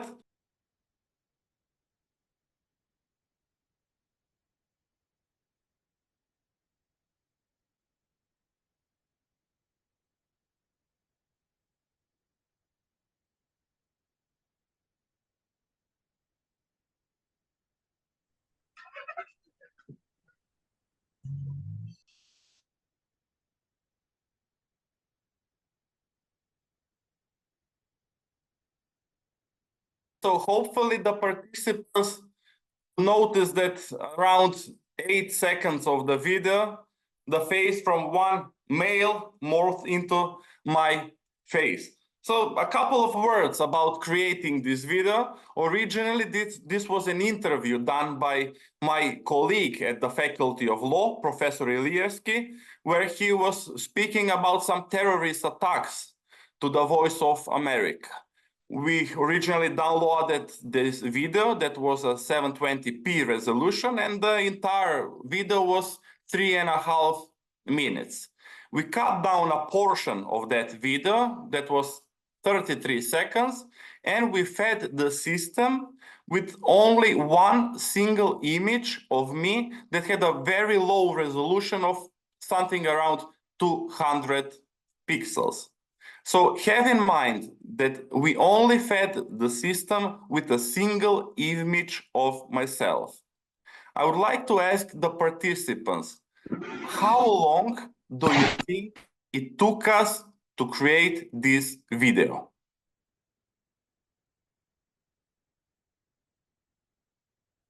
Let's see the feedback. 30 seconds.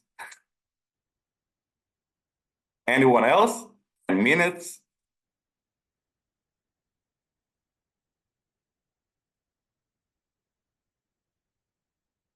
One minute. So the exact time that it took us to create this video was 14 minutes. Again, there are a lot of factors, such as the length of the video, as well as the information that we want to extract from the system. But this was our first and only attempt at creating a deepfake video.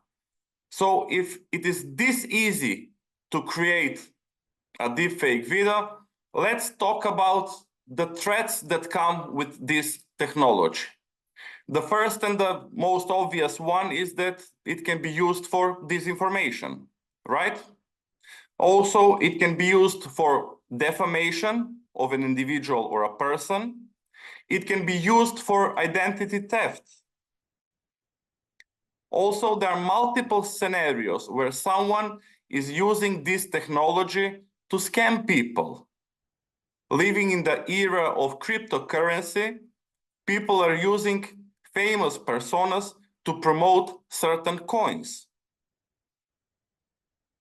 It can also affect the political discourse, and sadly, it is used to create non-consensual pornography.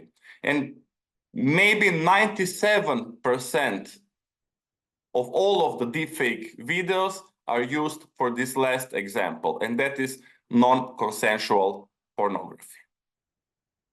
Hopefully, Adriana, at this moment, we have the option to create breakout rooms. Yes, we should have it, yeah. Because I just told you about the threats of this technology, so I'm really interested.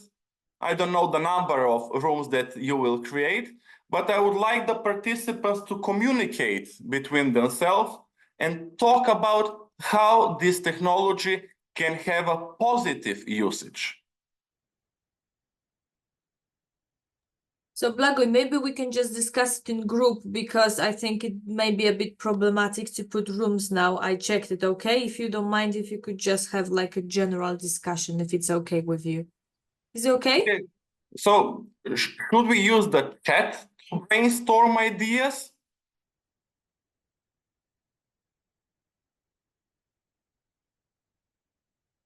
So this is the real question. So up till this moment, we was only asking yes and no simple question and an estimation of how long it took us to create the video.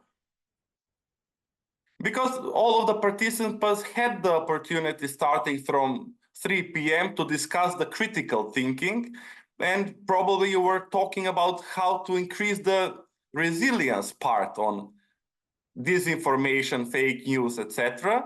But let's try to look from a different perspective. Let's look at the positive usage of this technology. Hopefully someone will break the ice and write something in the chat. Okay, Irina? Hi. Maybe we can use it as for fun. For example, maybe your child have some type of icon, maybe singer or actor or something else.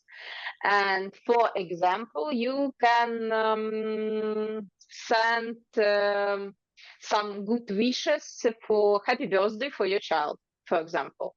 Or maybe in some cases when you don't break some decision from your maybe child, for example, yeah, and when another decision can say very famous person, for example, Johnny Depp, for example, and your child can change your mind and do it in another way, for example.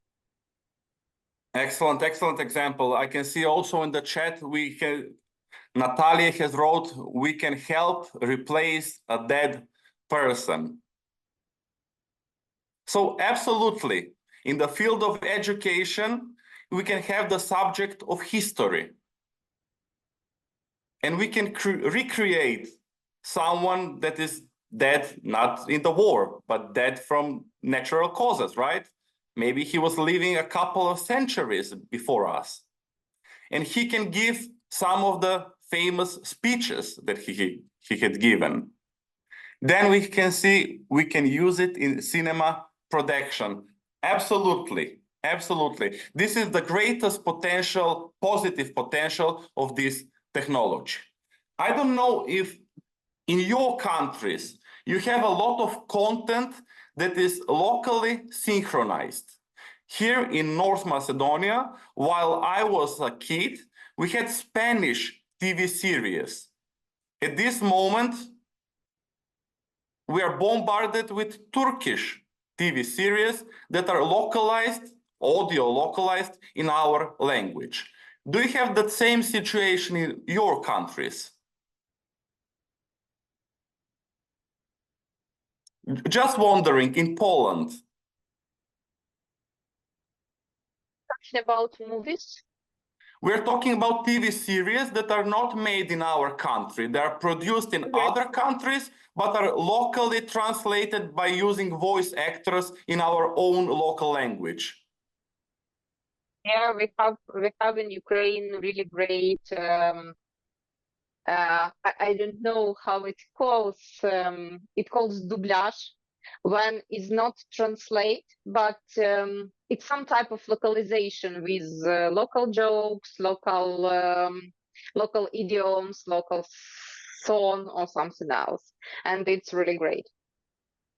So let's say all of us participants in this workshop, we are creating a TV series, and all of us is speaking their natural language, their mother tongue language.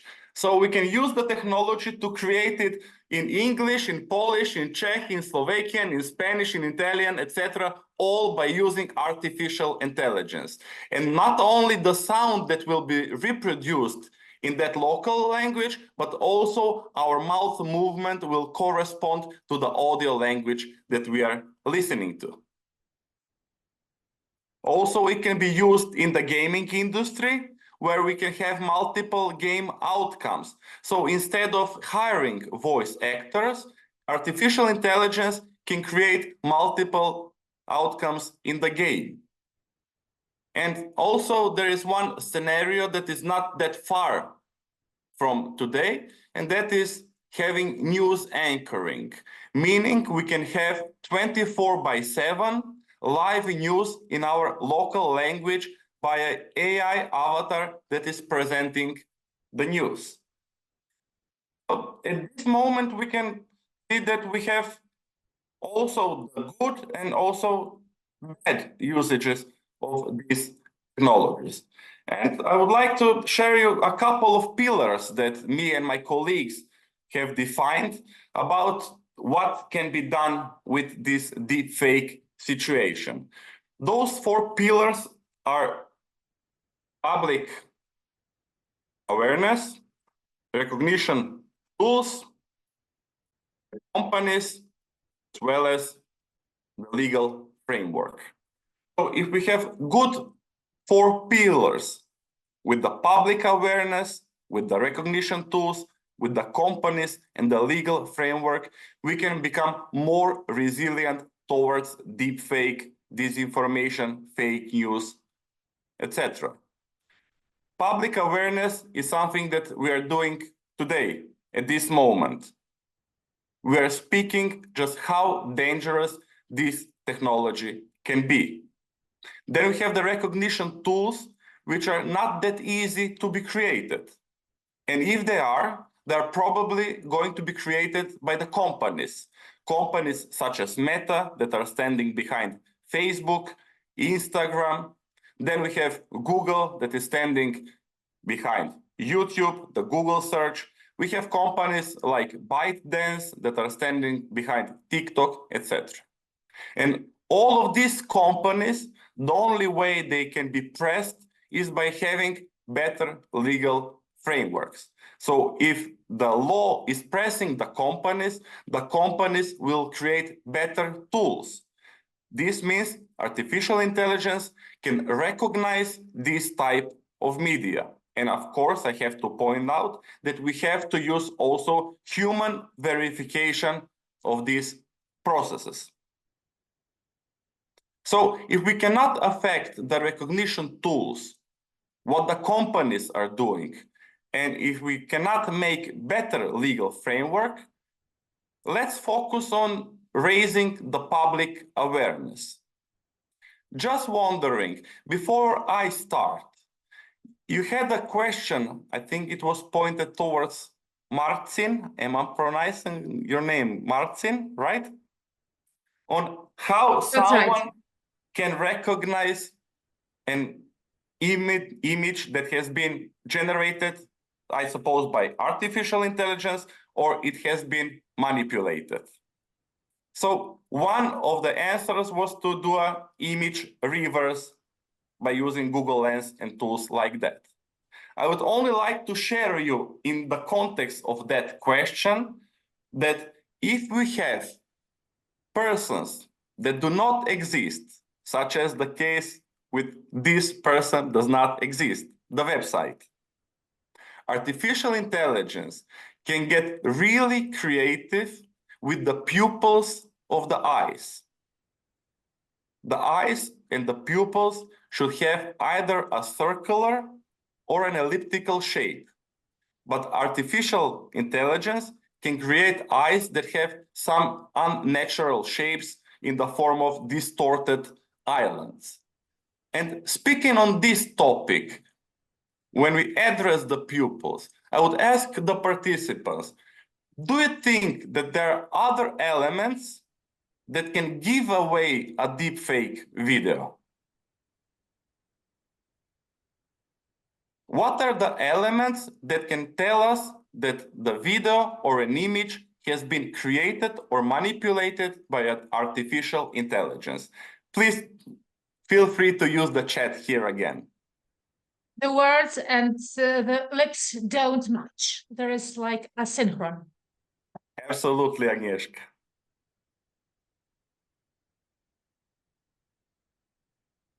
Anyone else in the comments?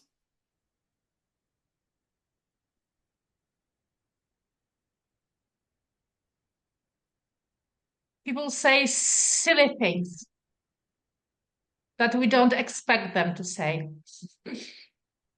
Unusual elements. Irina says unusual elements.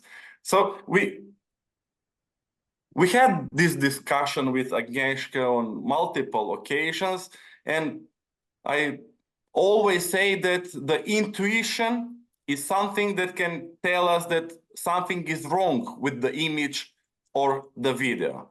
Although there might be instances where we cannot just explain, we cannot technically explain what is wrong with the video, but our intuition can help us identify an AI-generated or manipulated content. But if we want to get technical, and I suppose I'm the technical person in this chat room, the first thing that we can do is to look at the light source, meaning where is the light coming from?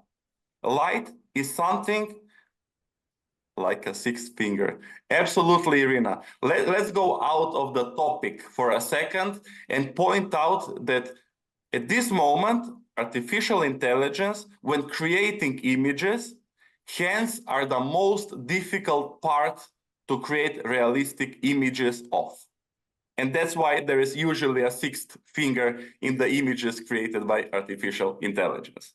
So back on topic, when speaking about the light source, we should have natural shadows. And those shadows should be present not only on the face, but also in the background.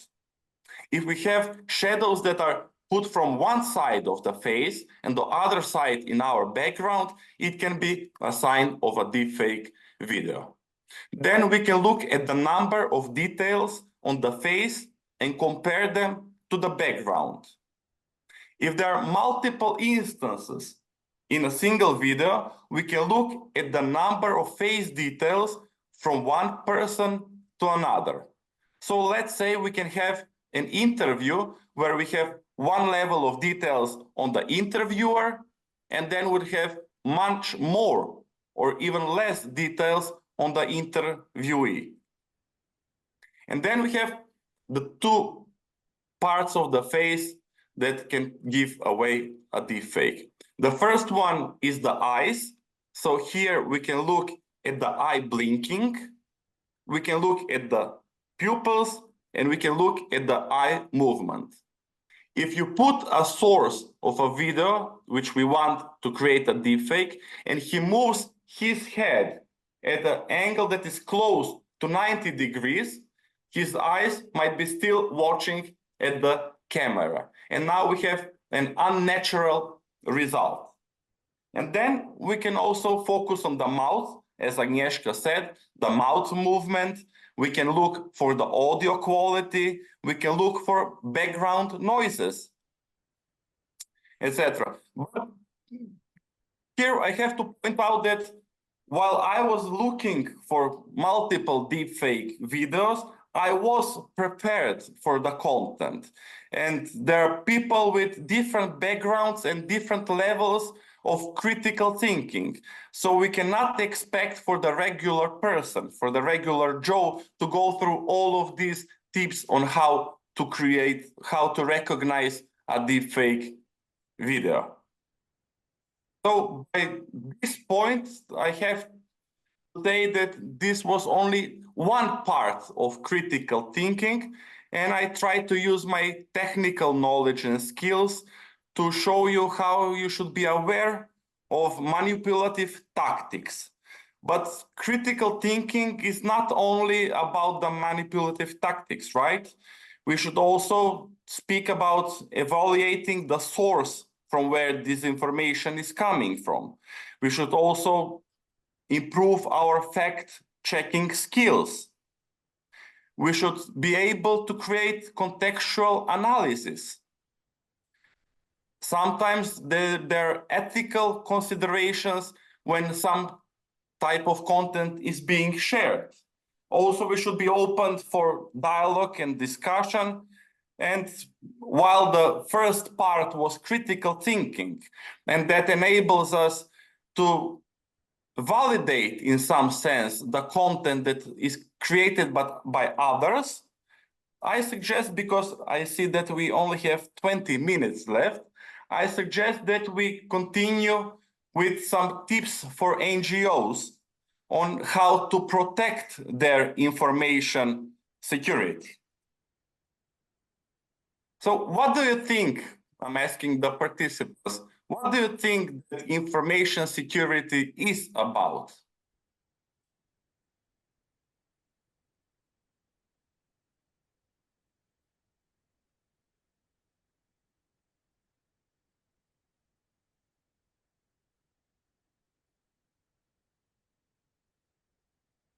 I guess I will give you the answer.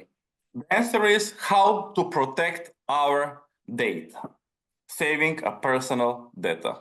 Great. So here I have some tips for NGOs on how to improve their information security. The first one is pass phrases. Each one of us has multiple accounts where we log in with our email address, our username, and then we enter our password. So pass phrases are something that is the next step of passwords. Passwords that use the name of our dog as well as the year that we were born are easy targets to be cracked. So pass phrases means that we are using something that is unique and that only we know. Here we have to be creative. For many years, each one of us was taught that we should have a password in the following example. F capital, 1, exclamation mark, then we should have another letter, another capital letter, then this sign, and some other numbers. So this right here, which I shared in the chat, is not that good of a password, because this is really hard for us to remember and very easy for computers to guess. What I suggest for you is to use passphrases. Something of a good passphrase would be critical thinking, one, information security. So you can see the critical thinking, one, information security exclamation mark, is much more long password containing more characters. So passphrases should be unique. If you cannot remember them, you can use password managers, and there is something that is called multi-factor authentication. Hopefully, at this moment, if you share your username and password to your email account, you would get an SMS message or a code on your phone to confirm that you are the one that is logging into your account. If you don't have that set up, I strongly suggest that you set up multi-factor authentication once we finish this session. Then the second one was malware protections. Although us IT professionals like to say that humans are the best antivirus, you should have antivirus against malicious software. Although you might be IT literature enough, but you cannot expect that your entire organization can act as an antivirus. Then in the chat, I shared you about the updates, and I can only tell you that it is really important to update both your operating system as well as the applications that you are using. And this is the same for your computer, laptop, tablet, as well as your mobile phone. Then we have encryption. If you're using sensitive data, there is something that is called EFS encryption, but I have to point out that it is only available for Windows Pro users, meaning you have the professional license of Windows. But if you're using home version, there are applications such as VeraCrypt and Cryptomator that you can use to encrypt your data for free. Then we have phishing attacks, and here you need to train how your employees and how your colleagues can recognize suspicious emails. Sometimes they can be in the form of links, or even they can be in the form of attachments. Then we have backup. Backup can be created on the cloud, on a USB, and what I suggest personally is to use the backup on at least 2 different locations, meaning not only at your organization, but also to have a physical copy of that data at a different location, so we can eliminate some threats such as, God forbid, a fire, a flood, an earthquake, or etc.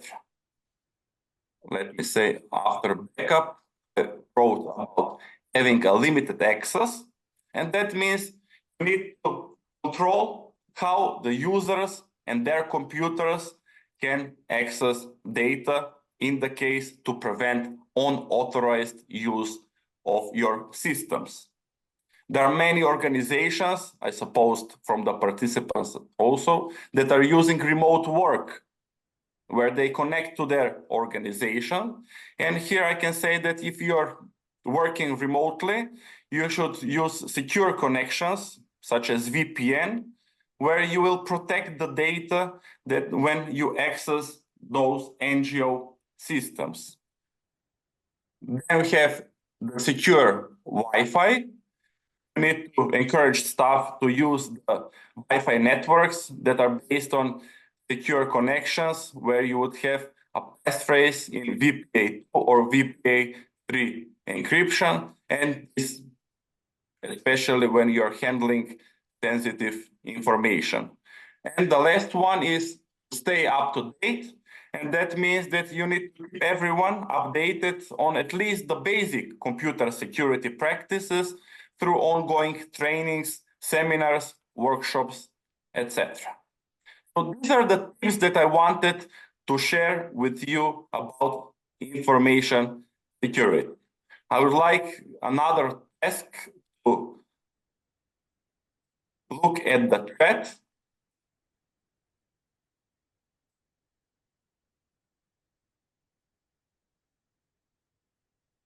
And try to answer this question. I would like to choose the measures that you should take to protect your mobile phone.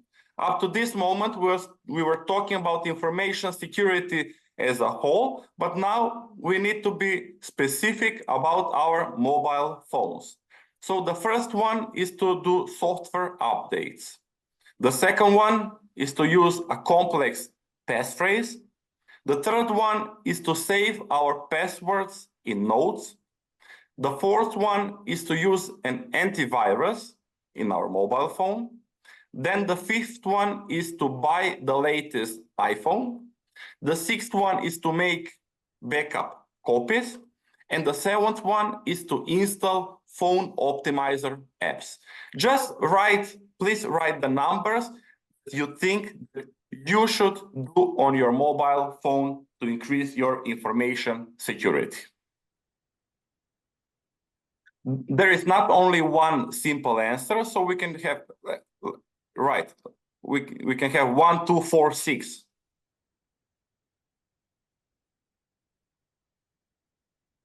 So we have 2 people that are pointing out 6, making backup copies of the data. What should we do with Android phones? Well, the question is pointed towards any mobile phone. It does not have to be specific to iPhone. If you're referring to the fifth that says buying the latest iPhone, maybe you should buy the latest Samsung Galaxy S24 Ultra with the S Pen.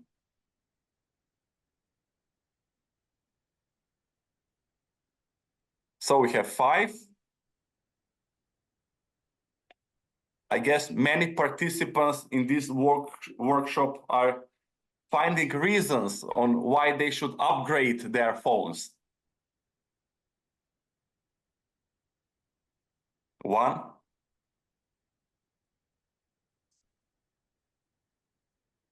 Okay, so software updates are the must.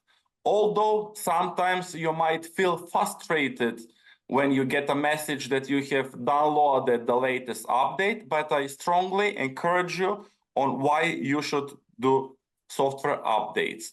Updates can contain new features. They can include bug fixes, but most of the time they include security patches, making you resilient to outside threats.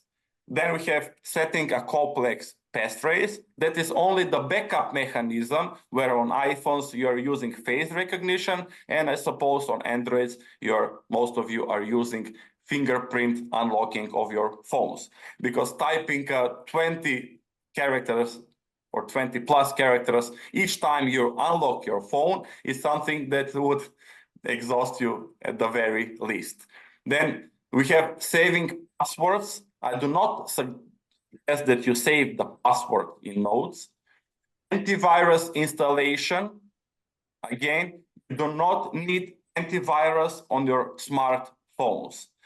Both Google and Apple have put good protection in your phones if you keep installing application through the official channels, meaning the Play Store and the App Store on iPhones. Buying the latest phone definitely will not face this challenge, Then we have making backup copies of the data, which I suggest that you do. And the seventh one is installing phone optimizer apps. I'm pretty sure that multiple occasions you have looked at, there are usually ads that promote some phone optimizing applications. And my suggestion is to stay away from this type of applications. So at this moment, we can, as I see, we have 8 minutes left. We can, about 3, of course. The 3 was saving passwords in Notes. You should not save your password in the Notes application. If you want to save your passwords, you should use password manager applications. Me personally, I'm not using an iPhone, I'm using a Samsung device, but each time I want to log in either in my banking services or some other places, the Samsung will log in just by using my fingerprint. So all of this, when talking about information security, it was mostly focused on how we can protect our devices and how we can protect our data. But information security is not does not mean only computer security. It also means to have a better physical security. So if you're using sensitive data, you need to be sure that the physical premises are being secure, and you only limit them to authorized personnel. It also means that you need to have a document management strategy on how you will store or how you would destroy physical documents, not just the digital ones. It can also consist the element of social engineering, where someone is impersonating someone else. If you're working with sensitive data, there might be a third party, meaning a different organization that you're sharing data with. And in that case, you should really focus on that third party to have at least the same level of information security as you. So since we have 5 minutes left, maybe we should close up and focus on any questions from the participants. Feel free to ask any questions in the chat or maybe via the voice, just raise your hand. Okay, since there are no questions, Blago, maybe you could sum up your presentation somehow, telling us like 3 biggest hints in your opinion that we should kind of think about when we want to be secure in the information space and to avoid all the challenges that we are tempted to go into. Oh, absolutely. Thank you, Agnieszka. So the first one is I try to show you through practical examples of how easy it is to create both text, image swapping, face swapping, as well as social media posts. So if we take that into consideration, we can see that nearly anyone can create this information at this moment. Maybe not to the level of the most realism, but it is really easy to create. So we have to be vigilant and we have to be resilient on how we can recognize this type of media. And the third one is that we should also put an emphasis on information security. I shared with you 10 tips for NGOs and also how it is much broader than computer security. So also you should look for the legal and the regulatory compliance. At this moment, all of the organizations might be small, but in the future, they might be working on much more complex projects that would include other organizations. They can store sensitive data. They might have to implement some travel policy on how to keep their devices secure while they're visiting a different country. Maybe some of these organizations that we are meeting up today will need to improve the background checks of different personnel that is joining their organization. It is not easy, and hopefully, as you grow as NGOs, you would put a better emphasis on information security. If you allow me, Agnieszka, I would only like to share the news that me, together with 4 other PhDs in security, I mean in physical security, we created an NGO called Legatus. I'm sharing the link. We just created the website yesterday. So if any one of you is looking for a partner from the Western Balkans to cooperate in the future, please feel free to open our website, Legatus, and write us an email so we can cooperate. That's great. That's a great news, Blagoj. And I'm so happy that our network is expanding also to the Balkans and to Northern Macedonia. And thank you very much for this insightful speech and for sharing the hints with us. It's really highly appreciated, especially that you do know what you are talking about, being from this IT business. It's a bit scary that it is so easy to do what you can do also now within our own hands, not specialists, but all these tools which help us to protect ourselves against disinformation. Unfortunately, there are tools that work against us and help disinformation being spread. So thank you once again very much for your participation. I'm so happy to cooperate with you again. Thank you all to all participants, and I would only like to remind you that our next session about innovation in NGOs is going to be held in 2 weeks' time on the 21st February, the same time, from 3 to 6 Central European time. For Ukraine, it is 1 hour later, from 4 to 7.